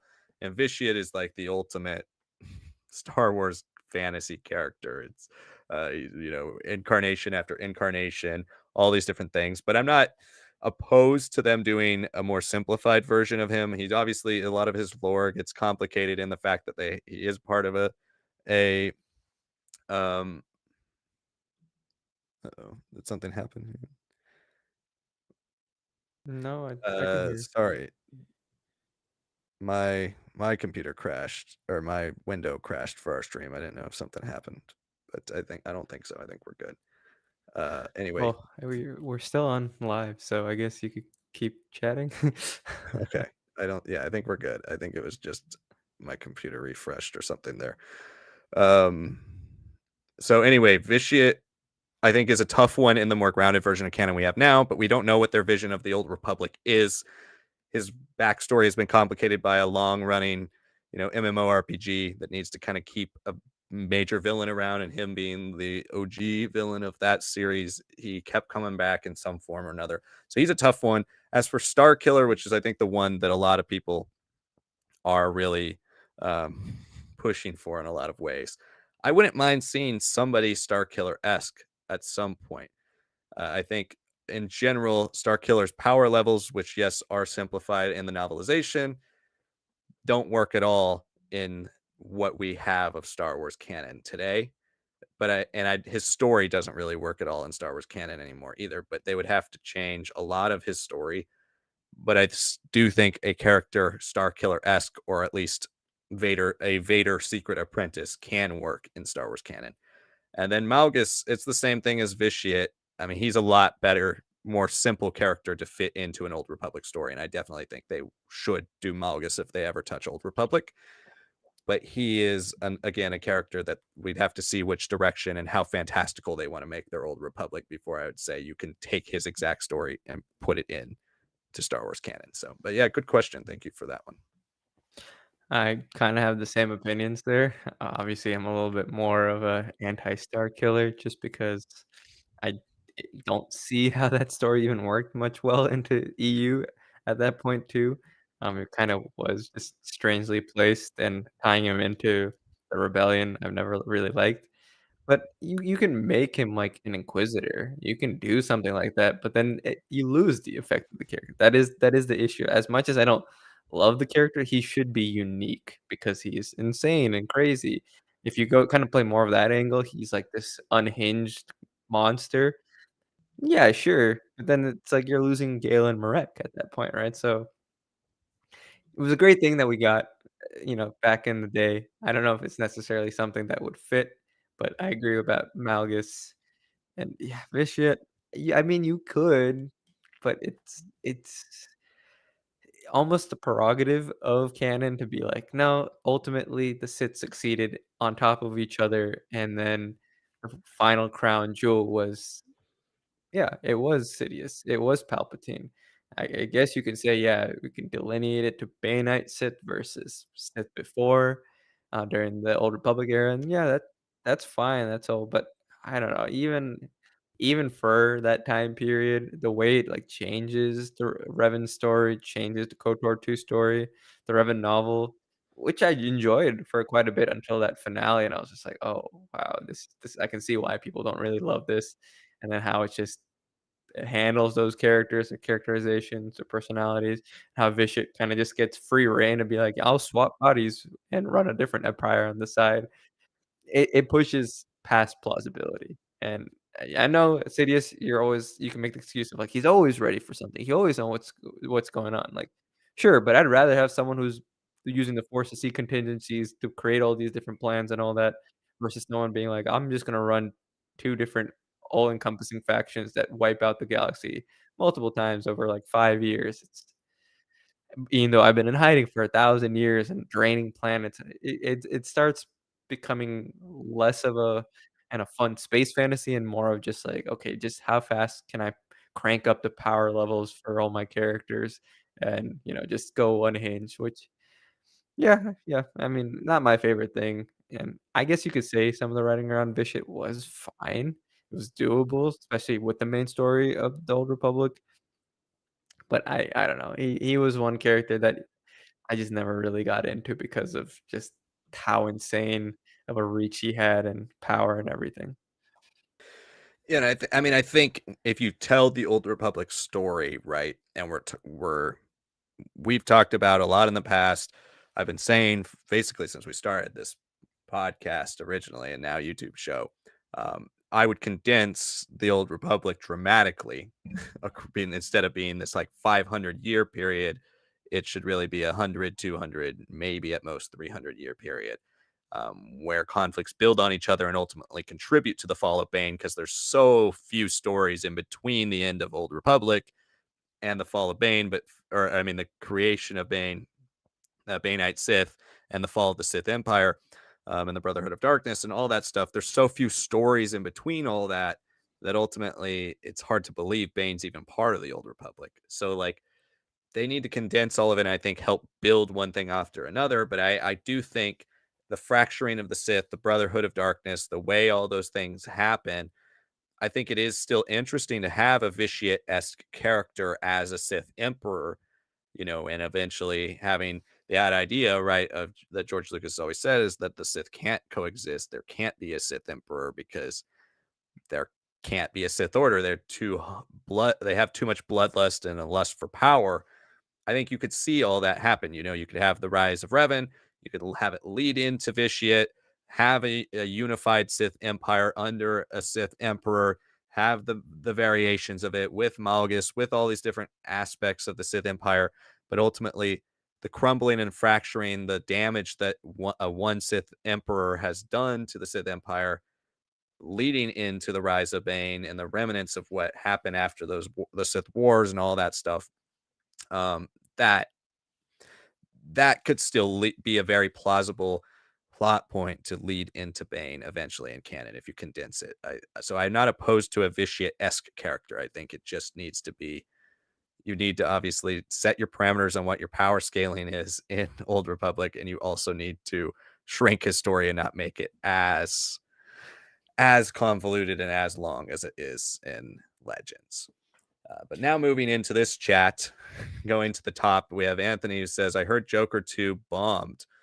Yes, it did. It made about $40 million at the box office, were their projections, on a $200 million budget, which means it bombed. It's going to have to make, with marketing and, theatrical take for the studio to break even, they're projecting over $400 million it needs to make worldwide to break even, which it's not going to do unless it has a massive push from international markets. Yeah, well, for all intents and purposes, it is a bomb. And I did see it. You can check out my review on my other channel. Shameless plug, but go check it out. And then I actually do have a couple other Joker videos coming out over there. But yeah, I did not really like it that much, as most people didn't. But you can go check out the review over there. Anthony says, I'm excited for Skeleton Crew. And then says, oh, then we answered that one earlier. Critical Thinker says, I haven't seen Joker 2. I liked the first one, but it really didn't feel like the type of movie that needed a sequel. Absolutely not. It did not need a sequel. There's no world in which it needed a sequel. And the movie, you can tell there was no world in which it needed a sequel because the story is missing. So, yeah. Yeah. Yeah. I've chosen to just keep myself spoiled about it. Obviously Liam has seen it, and I've talked a little bit about him, but yeah, there's a reason. You can blame online trolls and all this and that for all these franchise and superhero films not doing well, or all these big IPs not doing well. But at the end of the day, when something's in the movie theaters, post track and cinema score matter the most. Post track for this was like a half star. And this is the lowest ever cinema score for a superhero film at D. Right? It doesn't matter if like the ideas or like in good faith or bad faith, and or put together and all that. People are forgiving for superhero films. To get a D means that you've just got no reason. The pieces aren't good, and you can put all the polish on there, but it's still a turd, right? That's kind of how people are viewing it, and nobody, from what I can tell, likes the ending. It's just not no, good, and I know people haven't been talking about this as much, right? But I don't think people enjoyed Harley Quinn in this. Like Lady Gaga is a pretty solid actor. She's proven it. She's an Oscar worthy actor from A Star Is Born, right? But yeah, no, this was annoying. And then it's very common on the internet right now to be like, "Oh, it bombed because it's a musical," right? Well, it wasn't even that. It was a jukebox musical at best, and musicals are known for taking pivotal scenes, making them into dance numbers and big renditions and all that. and they transform the characters. That is what segues them to the next part of their story and all that. From what I can understand, the musicals are just there to have fun, they look nice, but they don't actually change anything about the so-called romance or the situation that's going on because there's opportunity for that to happen. If you did a musical where it's mostly all in his head while he's in Arkham and there Harley is doing some crazy things too, like, through his weird delusions and all that from Arthur Fleck and causes riots and all that, I think that would've worked, right? You could still play with the toxicity of that relationship that's very inherent to who they are. You could still play with the genius of persona of Joker that Arthur Fleck is trying to avoid. And you could have been like, "Oh, it was in his head, right? This is like this is why the romance feels like that for him because he's seeing it as a musical." But from all accounts, they play it straight and in the worst way. Well, and to clarify some of that, all of the without spoiling the movie, the musical numbers are in his head, but the romance is kind of not. Um, so yeah, it's a mess. It doesn't really pick a lane, doesn't really know what it wants to be. And to me, the biggest shame of all of it is that it's a shame to be a comic book movie. It feels like it doesn't want to be a comic book movie. It hardly ever references anything Batman related. And I'm Yeah, not just talking about Batman. There's no real references to Gotham.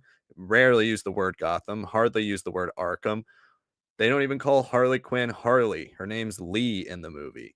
Like it just doesn't want to be a superhero movie. It doesn't want any connection to the superhero origins. And in the original Joker, the Waynes are a major part of the story. Gotham is a major part of the story. There's nothing in this movie that makes it a Joker movie. And, just once, I would have really liked a musical number in this movie where Harley and Joker go on a killing spree or something, but right, no, yeah. it has nothing to do with Joker or Harley. There's one good musical scene, I think, and it's in the courthouse. If you guys have seen it, you know which one I'm talking about. I liked that one because it felt a little like Harley and Joker.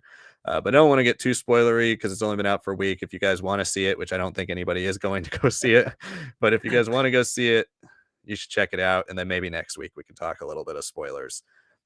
Because at that point, I doubt many of you are ever going to see it. All right. Moving into the next one. Travis says, how's it going? Hi, Travis. Critical Thinker says, you've talked about some of the things you like and dislike in Star Wars Legends and in canon in the past, but if you had to pick one or the other, which do you to prefer personally? That's a really tough question. And every time somebody asks this, I have to always say Legends because it is a more complete universe. Um, but it's not that it can't change. I'm not dead set on one versus the other.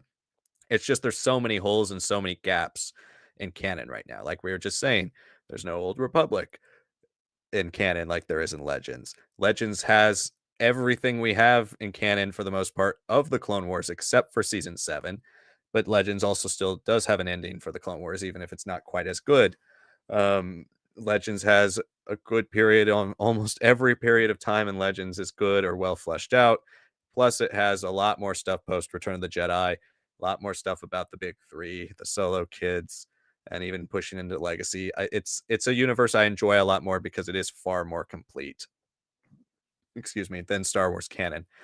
But canon's the one we're stuck with now, and it's going to keep getting better, and it's going to keep adding more stories. And there is a possibility that one day canon is better. And I think um, ultimately this conversation might die eventually because the further and further we get from Star Wars Legends, the less and less people who are like newer fans are going to ever have read or touched Legends, and ultimately canon's going to be kind of the only thing that's there. So that's not really good or bad. I think that's relatively bad because there are great ideas in Legends that I don't want lost forever. But yeah, canon is 10 years old, not even 10 years old, and versus Legends, which was 30, what was it, 37 years old when it ended. So it's hard to compare the two continuities as of now, but I would say I'd go with Legends right now. Yeah, I have a lot of the same feelings. But I will say for canon, I just like that we have bigger visual media. This is one of the few franchises that can truly say it started in film, right? It's been defined by its cinematic excellence and the prowess that it's shown on screen in all its forms, right? It's been a trendsetter in animation in the Western world. It's been a trendsetter with live action shows, right? The only thing you could argue is that it hasn't ever reached the HBO-esque quality that we want to see an Old Republic be fashioned around, because right now Disney, the streaming bubble has exploded, and they keep on doing these short episodes that work for a Mando, but don't work for, like, rich, in-depth characterizations that a show like The Acolyte, even if you don't change the story, if you gave it longer episodes, if you had more serious portrayals, if you just didn't have cramped sets, yeah, I think it would've done much better, but it's just not given that way, and I don't trust Disney right now for live action shows to reach that level. I don't expect them to make a Penguin.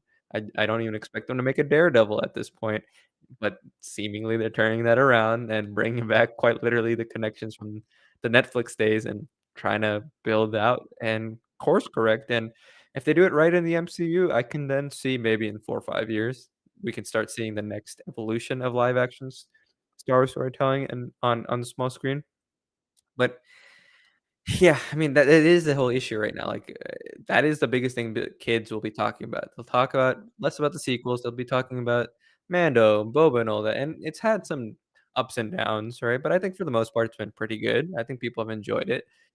But for a lot of us, it really was Ahsoka that first, like, that real big step about, "Let's talk about the galaxy-wide issues and all that, if not galactic," right? But even if it is a safe choice for us to go and drop a season 4 of Mandalorian and turn into Mandalorian and Grogu, if it's because we're transitioning to telling this era, this New Republic era in big films, and we can see the big 3, and we can get a lot more of a sequel trilogy as tie-ins with animated shows, comics, books, and all that, right? Then, yeah, maybe in 4 or 5 years, we'll be saying, "Man, now finally the New Republic feels like we're dealing with the Republic, we're dealing with Thrawn." Right now, it's just been too character focused, yeah, and it's been too small scale for us to really make a judgment on where it's going. I like the bones that are there so far. I do think this is a they've taken their time to set up a lot of stuff, but now we need to actually play with the big playground that Legends reveled in for better or worse, right? You might not, look at Legends 10, 15 years ago and be like, "Oh, I love Bantam era, and I hated the beginning of Del Rey with New Jedi Order," but nowadays people say, "No, New Jedi Order sold well, it was well received." People just are so nostalgic for the Empire conflict going on for another 11 years because we got to see every little thing happening before that sequence, and then New Jedi Order went too big and too crazy, but no, I mean, I think people want that stuff. I think people wanna see all these characters crisscross, and it is Star Wars, you can't say that the galaxy is too big to still not have these notable figures cross over, and we still haven't had a lot of that stuff outside of Mandalorian. Maybe in 5 years, I'll be saying I'm, like, definitively feeling like we're on track because we've gotten these big stories, and they've been told in the best possible medium, and they've gotten to have their biggest hype moments on the visual screen. Because look, as much as I love Heir to the Empire and everything like that, if I can get a story that's 75% as good as that trilogy over the course of these films, I'm gonna, like, choose that a little bit more just because I can see it play out and I get to see incredible feats, see incredible filmmaking, um, and that might be the case for a lot of kids moving forward. They're waiting for that big thing, and the sequels as an era, it's not fleshed out as an era. We have 3 films set over a 2-year period at best. Right? Once we get these stories, to get the world fleshed out for all these different eras and these new eras are begun, we can make that argument, but so much of what Disney has done from sequels was rushed in, and so much of what they've done with the Disney Plus era felt like they were just gonna stay there for a while and coast there, and then now they're realizing, yeah, the bubble exploded. If we started 5, 6 years earlier, we might have been able to do this for a while. But now we have to, like, really start making big plays, so I guess ask that question again in 4 or 5 years. Right now, we're in, like, this weird transition period. Anthony says, "What do you guys think of Robin Lord Taylor's Penguin from Gotham?" Well, for me, Gotham was a show I only watched the first season. Uh, I don't know. And then this kind of goes with the next question as well. I'm not much of a TV guy. I watch Star Wars TV. I've watched a lot of the most famous shows, but I don't really watch TV as much as I watch film. I have watched far more film than I have watched TV. And so for me, it was hard. That Gotham came out in an era of like all these shows blowing up around the superhero genre, where the superhero genre was just the defining thing about pop culture.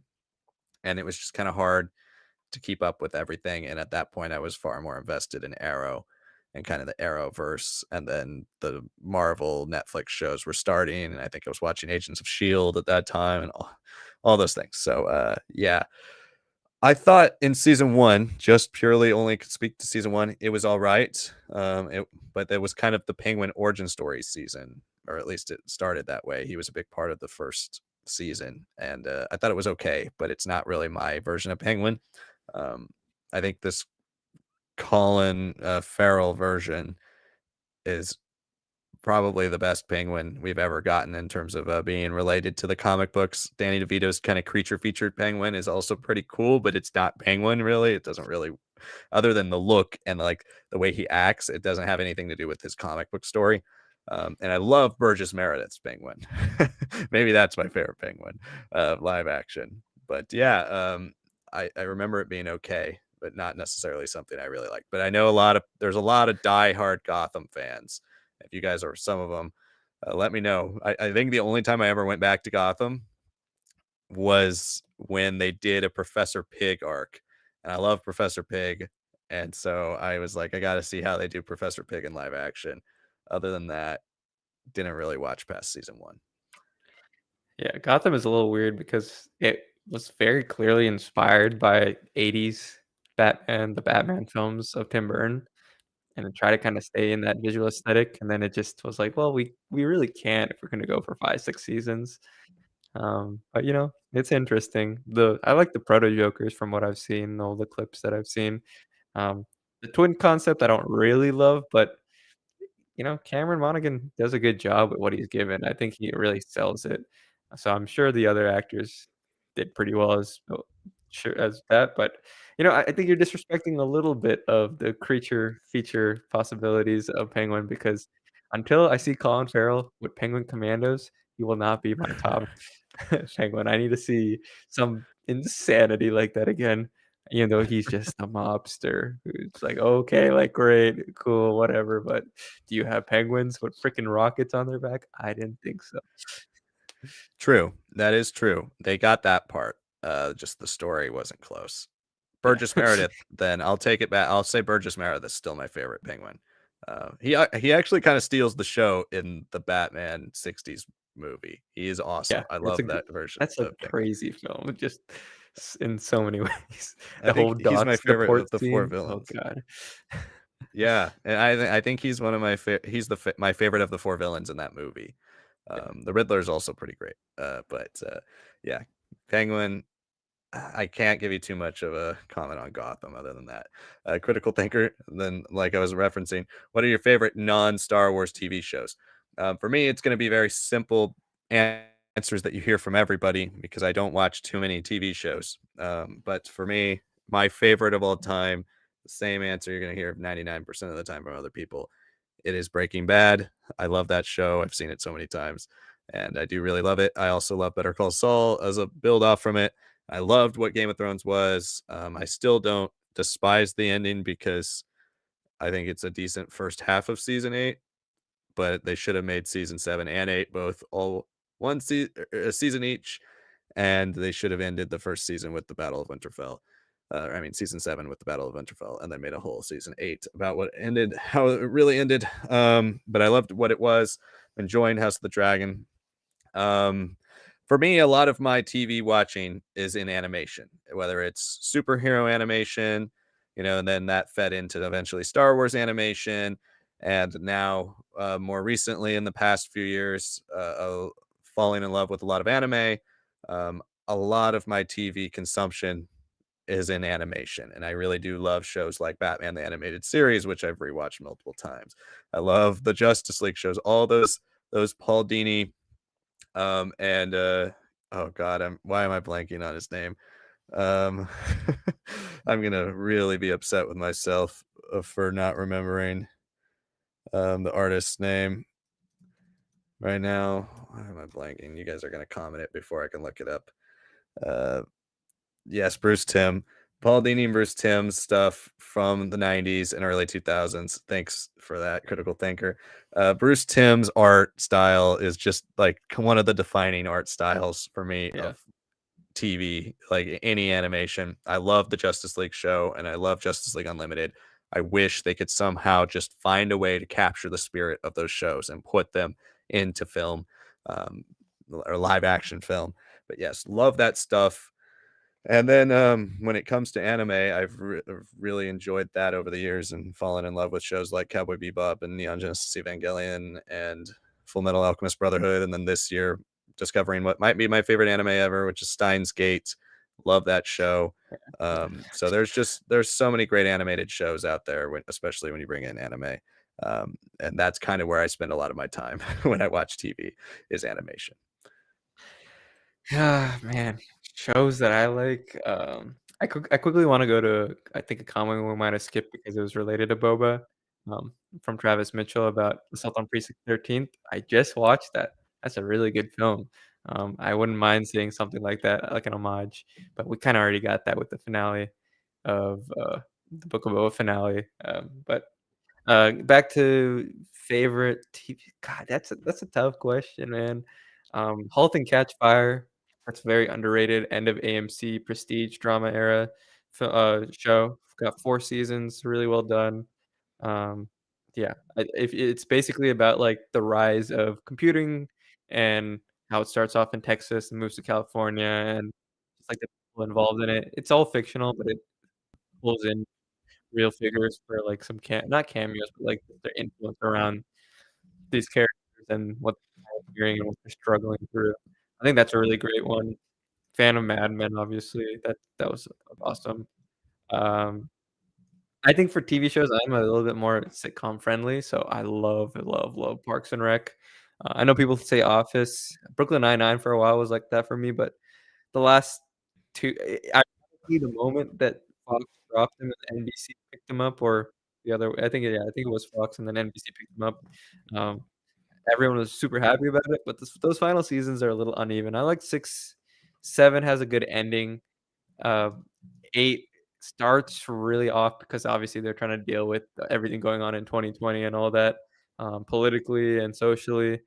It finds its form by the end, but it's a weird ending.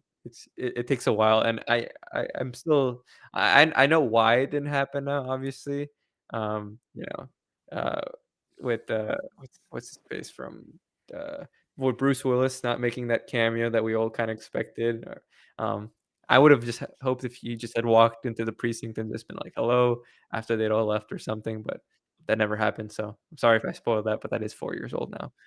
But yeah, I think Parks and Rec is probably as perfect of a show can be outside of his first season, which was really rough, and then was always like a not that many, not a really a critical darling. It was, like, pretty well received, but it never got really great viewership, but it managed to make renewals every season, got to a season 7 that I thought was pretty ambitious, and I really do like the comedy of it. I'm a big fan of that. I liked Master of None season 1 and 2 quite a bit. Season 2, I think, is really great. Has it Season 3 was kind of a side story, which I thought was ambitious, but it doesn't really click for me. It's not really focused on the characters anymore. It's focused on side story characters that may or may not have happened, which is kinda confusing for me. But yeah, that was a good show back in the day. Man, what else is there? The Bear. I love The Bear so much. It's season 1 is very good, but I think it is a bit overrated. I think it's just the memes really blew up from it. Season 2 is as close to perfection as I can think of for a TV show. It's just, it's thematically all there, physically it's all there. Season 3 has a lot of rough edges, and I still like season 3 a lot. I think people online have been, like, kinda shunning it and all that, but I think it's because people don't like that first episode and they already feel like, "Oh, it's a waste of an episode," but if you actually get past some of the pretentiousness of it, it really does set up why everything is so rigid and stuck and painful to deal with, even though it's not as explosive as season 2 or even season 1 were. And I know some of it is because were asked to kinda stretch it out to 4 seasons and everyone's blowing up in their careers right now. But I think season 4 will be a good rebound, kinda in the same way that another one of my favorites, Atlanta. I love that show. Donald Glover is a genius, him and his brother, great writing. That's also another show that by the 3rd season, both of the cast were blowing up and had other commitments, so it did a really strange choice of, like, kinda doing vignettes of life in Atlanta and then some episodes with them while they're in Europe and stuff before returning kinda more back to their regular formula in season 4. So I'm assuming we can see something like that in The Bear, and I think it'll end up being an all-time great still. Breaking Bad, obviously, gotta throw that in there no matter what. I still haven't seen Better Call Saul. I've seen El Camino, but I haven't seen Better Call Saul yet. I wanna So do that good. soon, very soon. I know it's very different. I used to be more into anime. I think I recommended to Liam Gurren Lagann and Fullmetal Alchemist Brotherhood. Um, it was more of a high school thing for me, and then college, I on and off. I watched some things like Erased. Psychopath season 1 I think is very underrated. Ana Ana is probably one of the most underrated anime out there, and I'm trying to get back into anime because I've heard a lot about Frieren, which is kind of like fantasy Yeah. feels like it's really fully into anime again instead of just isekai anime, where it's like, I could buy a car and woke up in a video game, and that sort of has started to they kinda got past that era that kinda dismayed me for the last few years of anime before kinda going to, like, more genuine fantasy exploration and all that, which I think anime has always been a great opportunity to build out rich fantasy worlds, so, yeah, definitely looking into that. Um, I'm trying to think what else is there that I could really say. I think that's about it, man. Yeah, there's just probably some HBO shows or something that I'm missing. I haven't seen Sopranos yet, so I can't really claim that out of the wire. I'm sure once I watch that, I'll be like, "Yeah, those are all time." But Yeah. yeah, it's good shows, a lot of good TV. I think I am more of a TV person these days. I've been watching my letterbox year after year just keeps shrinking, and I'm like, "Oh, man, I really need to flip the scales to even it out a little bit." But it's hard because I am the type of person who loves arcs and being invested in characters for a really long time. Yeah, that's for me, it's like the complete opposite. I mean, I love a good TV show when actually can motivate myself to watch one.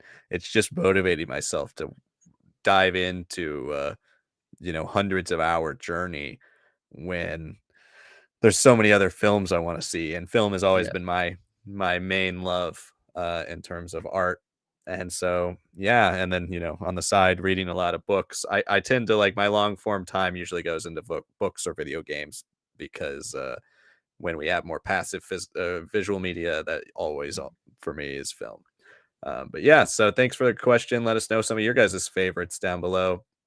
But yeah, for me, Sopranos was one that I watched the first 2 seasons and then I never finished it. So maybe one day I'll finish it. But yeah, a TV is certainly a beast. But let us know what some of your guys' favorites. We're running out of time here. So we're going to answer maybe one or two more. We appreciate the conversation tonight, everybody. We've had some great discussions about Obi-Wan and a lot of other things. So thank you so much for joining us. We do have more people watching right now than have liked the video, though. So please like the video. It really helps us out, helps us get our streams out there to more and more people. So if you could do us a favor, take a second and just like the video down below, that would be great. And send in your last couple questions if you have them. The super chat will bump them up to the top. Otherwise, we're gonna go with a couple here, a couple more here. It does look like we're like way behind on questions, but we're not because we've answered a lot of these with the Obi-Wan discussion. But back into here, we have Ignite the Green who says greetings. Hello, Ignite the Green. Damon Pono who says, do you think they'll change their minds and make another season of Acolyte? Well, not to get into this topic too much because we have talked about this at nauseum, but I don't think they will ever make another season of The Acolytes. But I do think they could build off of it into a different show. I think at this point, the Acolyte's kind of a tarnished name, um, both in the people that love it and the people that hate it, right? The people who love it are actively very excited about it and very much so defensive about it and want to make it, come back. People who hate it are never going to watch a single thing ever again with the word acolyte in it. So I think marketing wise, there's no way that show's coming back, in my opinion, ever. I just don't think it has a big enough fan base. Like you were mentioning Brooklyn Nine-Nine earlier. Everybody liked Brooklyn Nine-Nine. This is a very divisive show.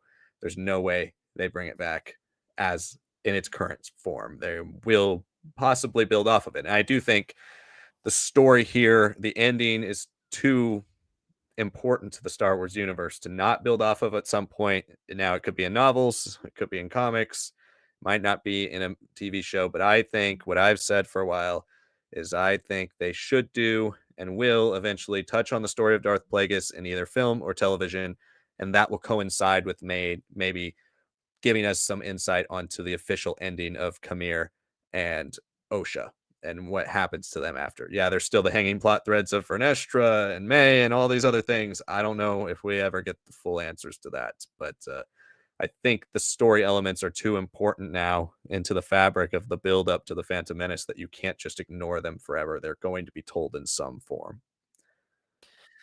Yeah, I don't wanna add too much more to that. I think the difference with, s Brooklyn Nine-Nine and Acolyte is that it's a lot cheaper, and it was on network TV and not on a streaming service, and unfortunately, streaming services have dominated TV for the last half decade at least, and they don't let shows like an Acolyte grow and improve, right? I've seen a lot of Acolyte defenders who've been like, "Oh, look at Rings of Power, it's become such a better show. Wheel of Time season 2 became a better show." I don't disagree with that, but Amazon is a tech company that can throw money in the same way that, a Netflix necessarily can, and a Disney definitely should be able to. I will criticize Disney on that. They've been very cheap with some of their money on Disney Plus for the shows that they're producing are not the level that other streamers have had. Like, they're fun. I won't deny that. There's good action sequences and all that, but, like, real story that's meant for television, they've been lacking on that. I will say that 100%.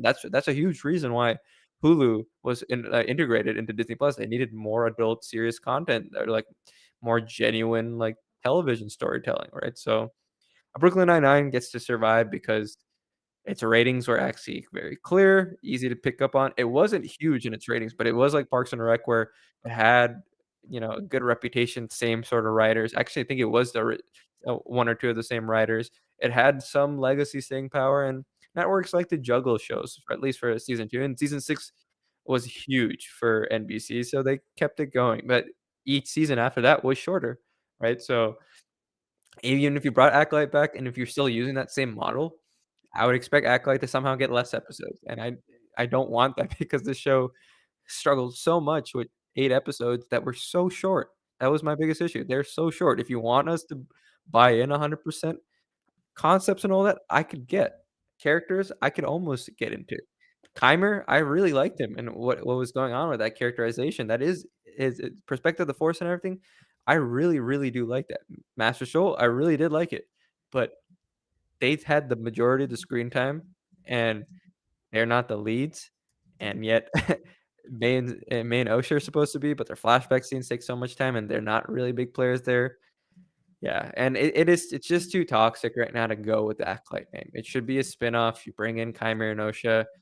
Uh, you know, the actress who, what's her name? Jordy Smith or, uh, well, Oh, what's her name? Jodie Turner Smith. Yeah. Jodie Turner Smith, right? Yeah.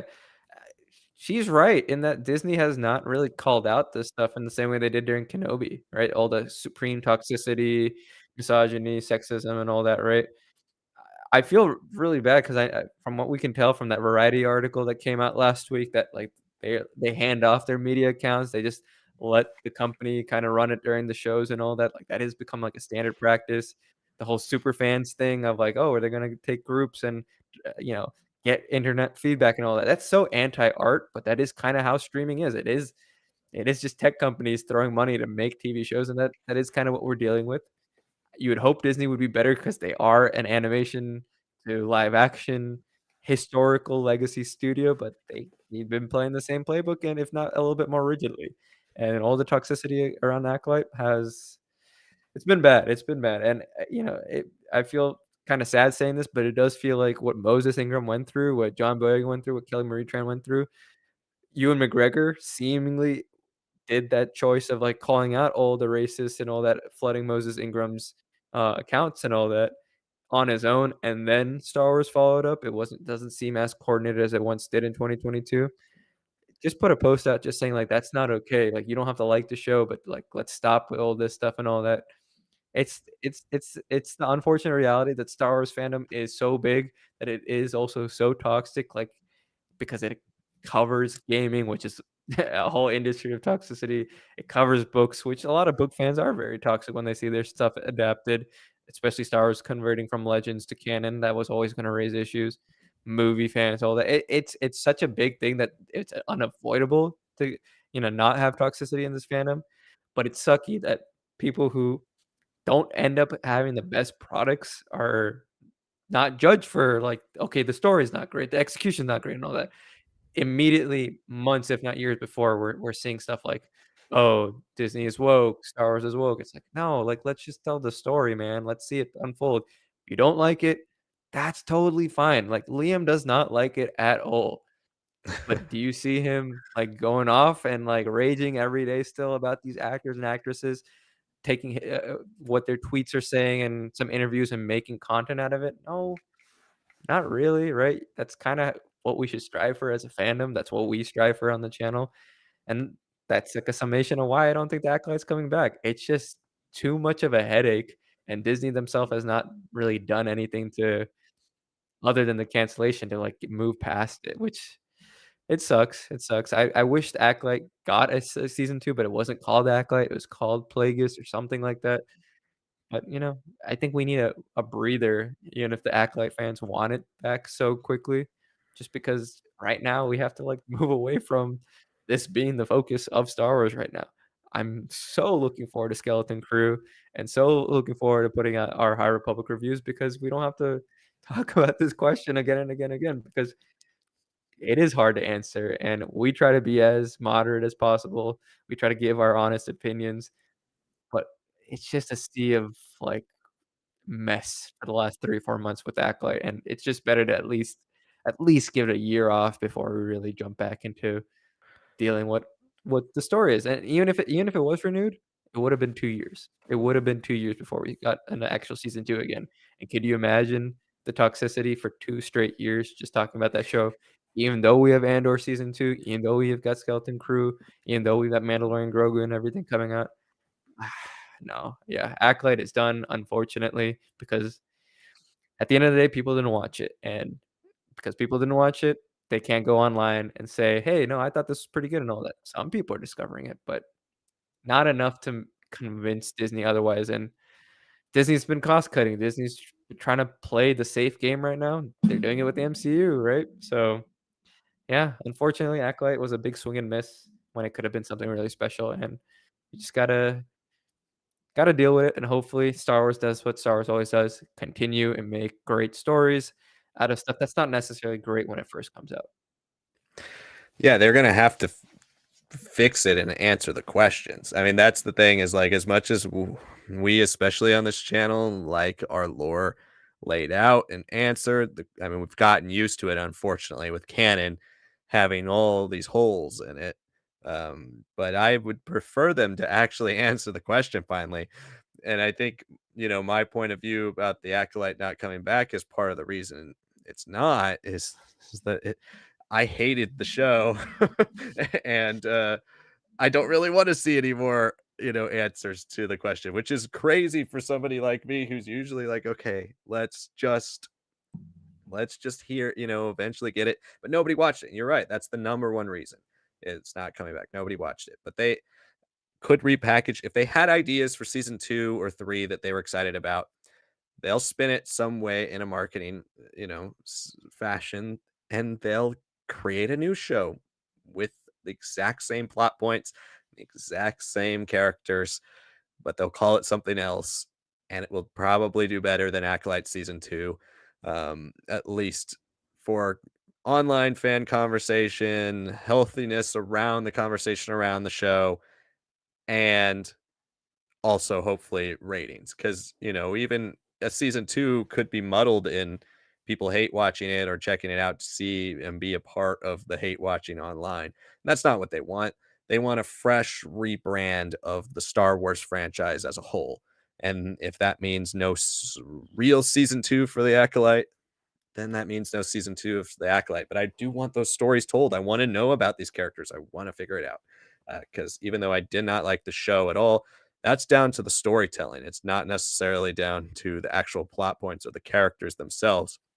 I didn't like the way the stories were told, and I didn't like the way the characters were written. But it doesn't mean that I don't want to see more and find out what is going on with all these characters, because there's a lot there to mine, and there's a lot of really important lore to answer sometime soon before we let it linger forever. Like there, Osha and May, even though I'm not a fan of the way those characters are written, they're very massive parts of now the Star Wars lore that really throw a wrench to me and a lot of things about Star Wars lore, and they need to be explained a bit better than they were in that show. So we need some answers eventually. I will be very open and excited to hearing those answers, even though I could not stand the show. But yeah, so moving on to the next one. Brandon Tran says, have you guys seen Transformers 1? I have not yet seen Transformers 1. I've heard it's very good. I wouldn't say Yeah. I'm a Transformers. I don't even know if I could call myself a fan. Definitely not a super fan. I've seen a handful of episodes from the original show. Never seen the original animated movie. I have a hard time. I can't really find that anywhere. I don't know where would you guys recommend watching the original animated Transformers movie? Because I actually do want to see that because I've heard it's really good.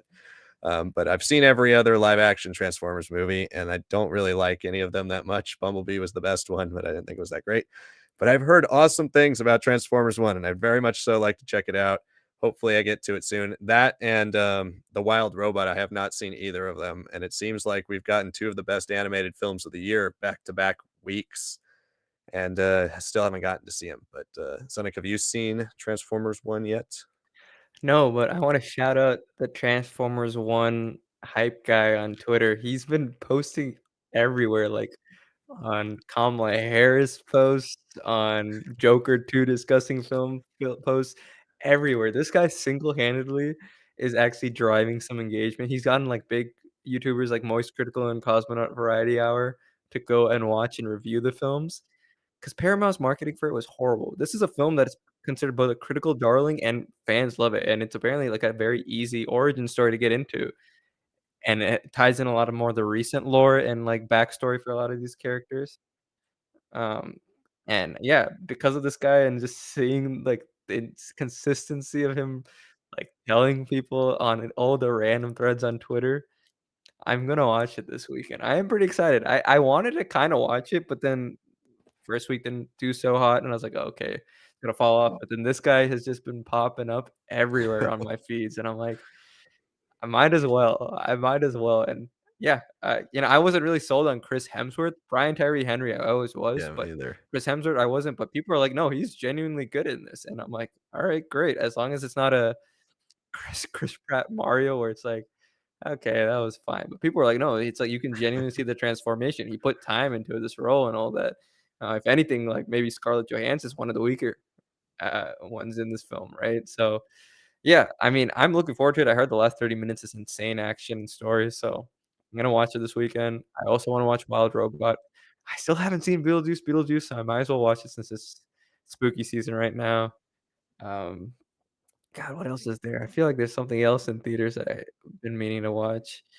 Uh God, not Joker 2, obviously, 'cause I'm not putting any honestly, I watched Joker 1 when it first came out because people were talking about it. I was not interested in the concept actually, and it turned out pretty good.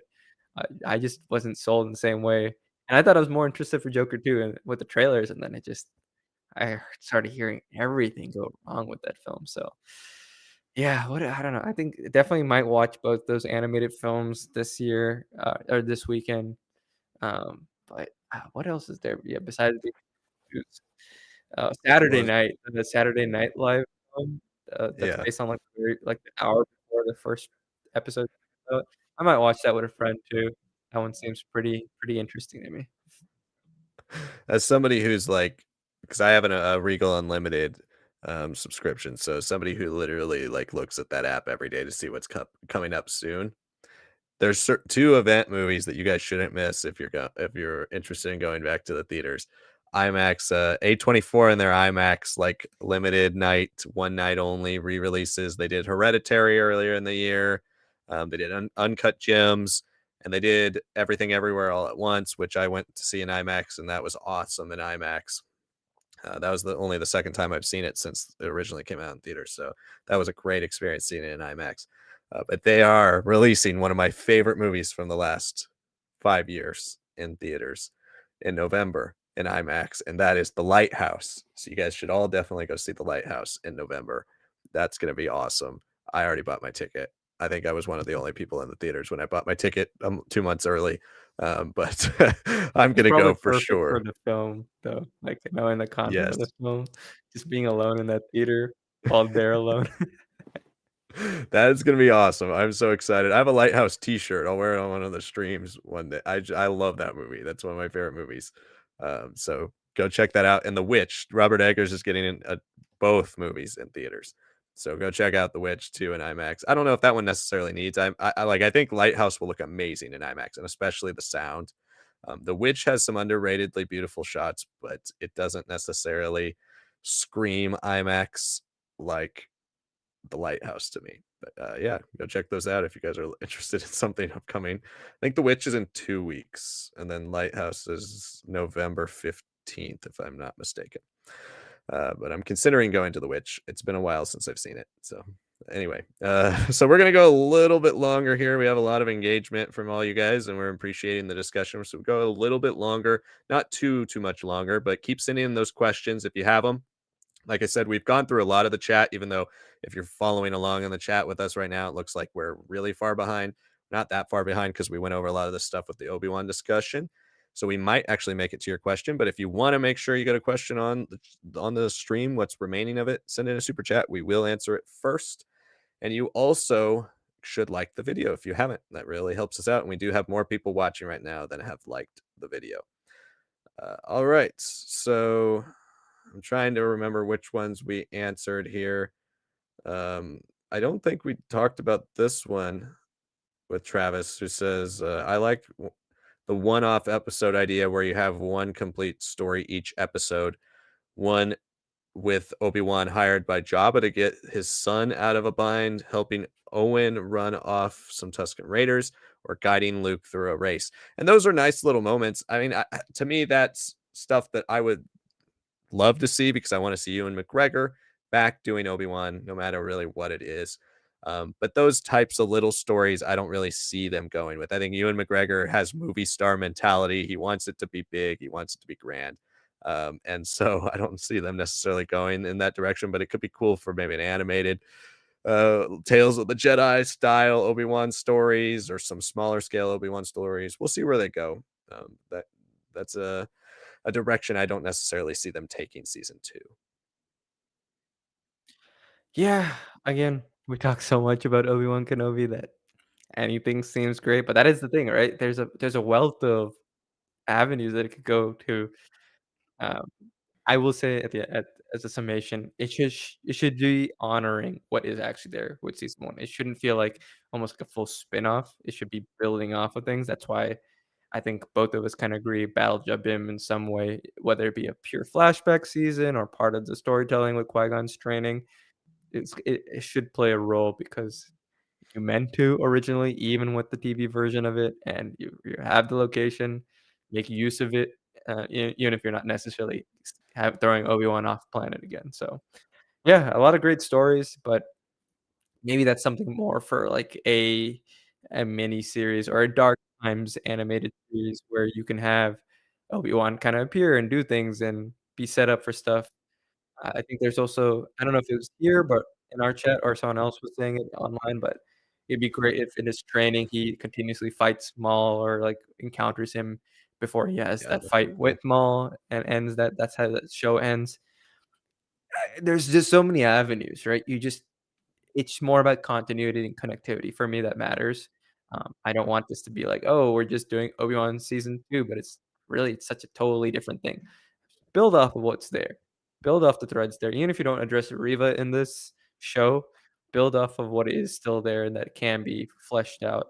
Um, I would personally just want Riva finished off in the Obi-Wan show as a character because I thought Jedi Survivor would handle it because of the timeline coinciding. It didn't. I don't know if Jedi 3 really has the space for that, and just the way the Torius comic that just came out, the miniseries came out and kinda ended pretty weakly and very indicative of how Inquisitors kinda come into situations, and then Vader has to finally finish the job himself. That's kinda how those comics ended too, so I'm looking for Reva to get something good, and it seems like really it is an Obi-Wan Kenobi season and maybe, like, a dedicated episode to her or, like, engaging plotline from start to finish, including her without, feeling like she's pulling away from the show. Yeah, that could be it. Yeah, just make it worthwhile to see season 1 still and not be something that you're like, "Oh, I recommend you just jump into season 2," 'cause then you're doing a disservice to still what is quite a fun show, flaws and all. Anthony says, I think they should have continued Star Wars Legends in comics and books because it would keep EU fans happy, such as me, but also allow people who don't enjoy canon to find something they do enjoy.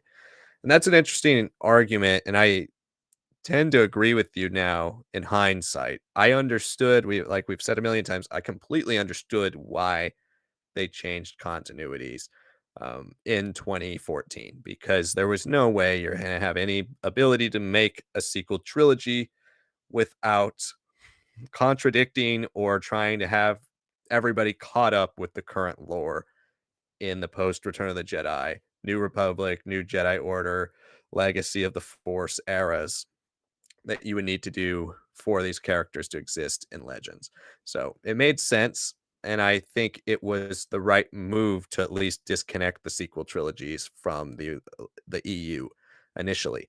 I think there are some worlds in which you could have simplified it, but then ultimately you're going to have people upset because you simplified the EU stories. So I think they were in the lose lose situation. I think the safest bet was to separate them. But I also agree that, especially in hindsight, where we don't really have any canon storytelling truly defining the expanded Star Wars canon, like they were saying, comics and books and all this stuff is really going to tell pivotal, interesting, important stories that connect to the movies and shows, and we really haven't seen that. Sure, there's a handful of important nuggets of information, like Boba Fett revealing to Vader that Luke is his son in the comics. Yeah, there's the High Republic, which is an era completely created for books and comics. But outside of smaller things like that, and really the High Republic we've talked a million times still could fit in Legends. They never have done anything that in books that you think they really needed an entire canon publishing to do. They could have still done a lot of these stories and Legends. So there is an argument too to be made that they could have just said, "Hey, books and comics, all this is a separate world. It's still continuing the world you love. We're going to keep it going." And now the movie universe, the movie side, the TV side, that's all one continuity. And now all the other stuff is not.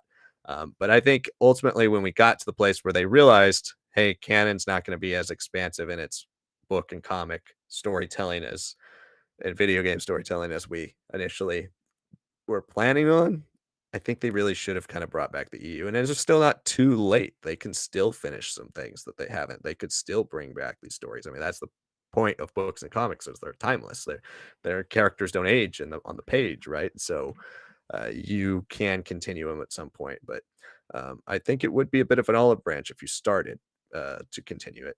I've said that a lot recently, where I think anything EU related, if you try to extend that olive branch of like, hey, your continuity is not uh, gone for people who are EU only. Your continuity is not a dead continuity. It is still thriving and alive. It just doesn't connect to what we're doing in live action film and TV.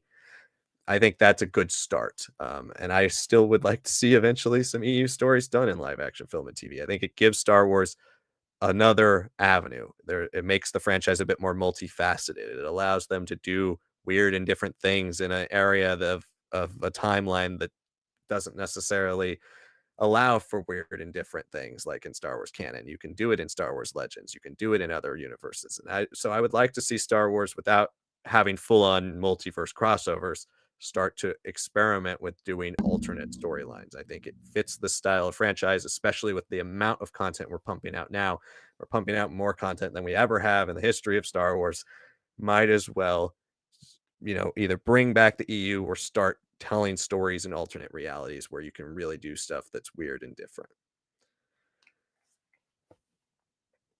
Yeah, I mean, I think whatever story is continued with the EU, I'll give a lot of credit to comic book fans. They keep track of everything. Like they'll be able to source it, or they don't care. All right, so like they'll be like, I'm reading Battle of Jakku, and then I'm also reading Sword of the Jedi and its tie-ins or something like that, right? But where I think they should go is just books, right? Use the Legends banner. I know EU fans will hate that, but use that because you still need to differentiate. And then fill out the stories right from Legacy of the Force, all the way. Oh, sorry, from Fate of the Jedi to Star Wars Legacy, and then if things are still going well there, continue with books. And it's kind of ironic that other than Dark Empire and maybe Invasion, comics don't really do that well in the EU if they're set after original trilogy. It really is a lot of stuff pre-original trilogy that came with the late EU with like Republic and Dark Times and everything. That is where comics actually played a huge role in the EU.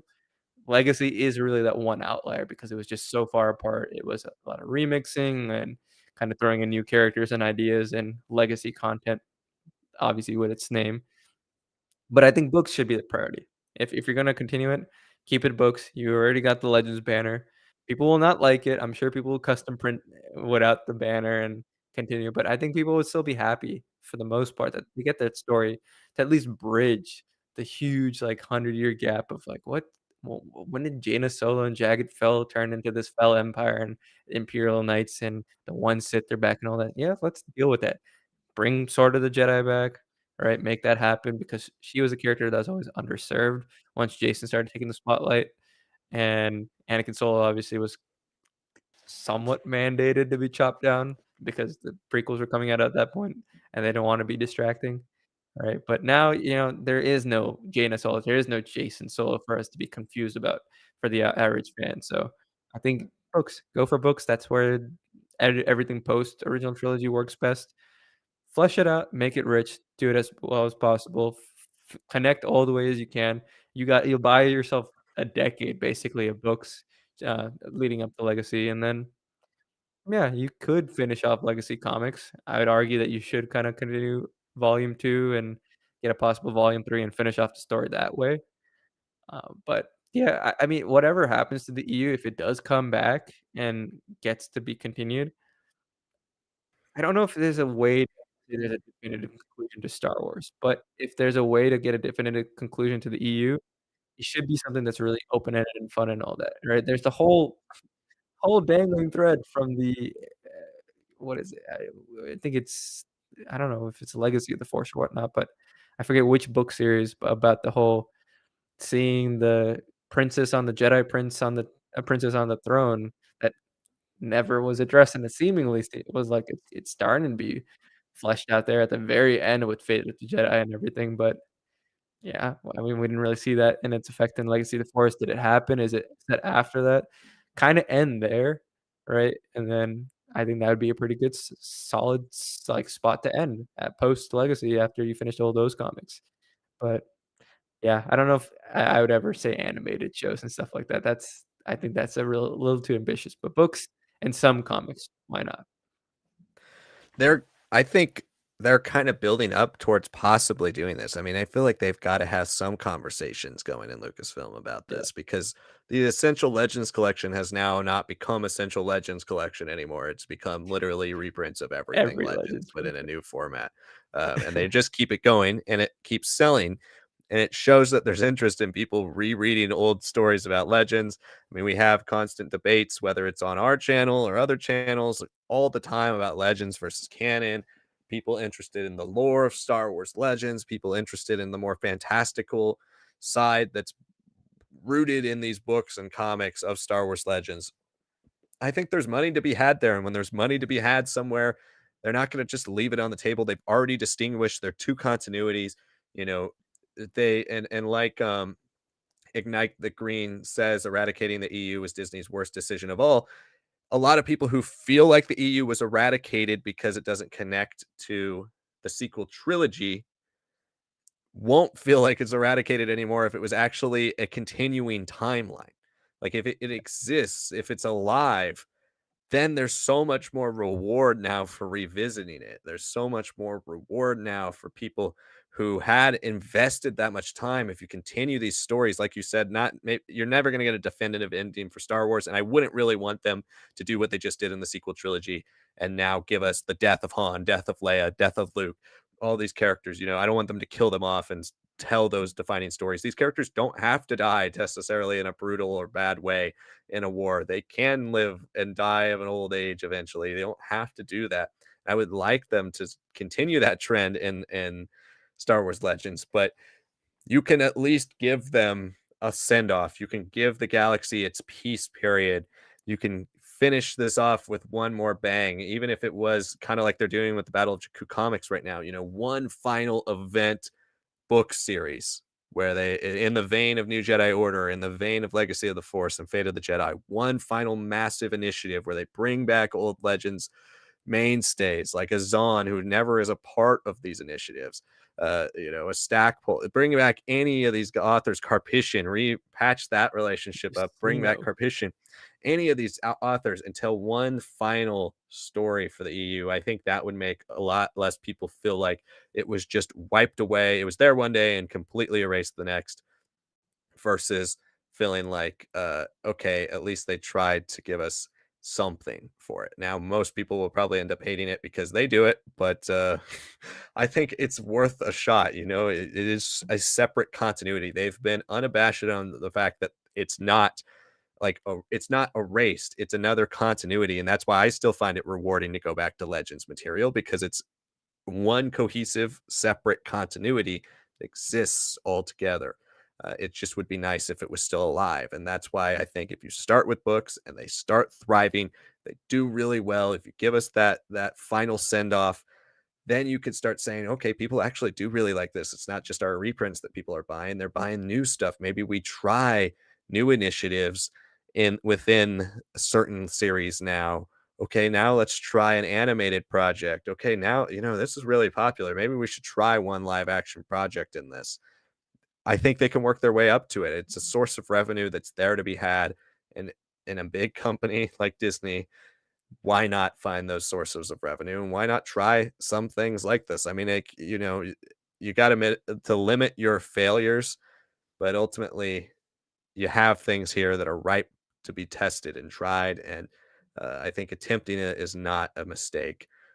But you have to nail it. That's one thing I'll be consistent on when I say that they should try these things, is you have to nail the first attempt. You can eventually wear it out, but you got to nail it the first time and see where it can go from there. But I think that's going to have to wrap up our stream. We went almost an hour longer than usual because there's been so much great discussion. So we appreciate all that. And we had a lot of fun discussing a lot of today's topics. So hopefully you guys enjoyed the topics from today's show. If you are new, come back next week. We do this every single week where we take your guys' questions, your comments, anything you'd like to discuss in the chat. As you saw today, we had questions about all sorts of things, not just Star Wars. And that's the direction we take these live streams. So join us next week, every single Tuesday around 7:30 Pacific Standard Time. We go live and we take your guys' questions and talk about the latest in Star Wars news, of which there hasn't been too much lately, but a couple of juicy topics that have gotten us to have some fun conversations like tonight. So make sure you stay tuned. If you're joining us on a replay and you made it all the way to the end, thank you. Join us live next week. Like I just said, make sure you hit that like button. Again, we're still having more people watching right now than have liked the video. So if you could like the video, that would be greatly appreciated. And then comment your thoughts if you're watching on replay. Stay tuned for a lot more Star Wars content coming from our channel. We have posted quite a few videos in the last couple of weeks, wrapping up our Star Wars Outlaws walkthrough, which I saw a comment towards the bottom asking us if we were going to play or stream Star Wars Outlaws. We're not planning on streaming Star Wars Outlaws at all, but we did have a full walkthrough on the channel if you want to check that out. And we also have a full review of Star Wars Outlaws on the channel if you want to check out our thoughts on Outlaws. But we have that out. We just released a review of Padawan's Pride, which was kind of the little audio novella exclusive for Audible that was just randomly dropped a couple weeks ago. We're working on getting Mace Windu and the Glass Abyss read so we can give you guys a review of that. And then also Tears of the Nameless, the next High Republic book. We're working on getting that read so we can get you a review of that. We also dropped our first tier list, and it's guys, check it out if you guys want to see more like this because it's an experiment. We're looking to see if you guys like that type of topic. But we dropped our Star Wars versus Lord of the Rings movie rankings where we compared both franchises and we ranked each movie according to the overall quality of both franchises. If you guys are interested in that sort of thing for other franchises, like we've had a lot of conversations today about DC, whether it's DC, MCU, uh, Transformers, like we talked about today, anything you'd like to Watch discuss, it in let us theaters. know.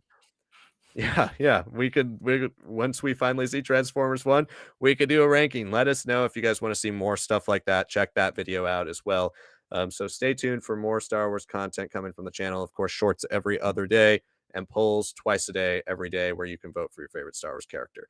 So thank you so much to everybody who joined tonight, whether it was your first time or your, coming every week. We really appreciate you guys joining and supporting the channel. Thank you so much for watching, everybody.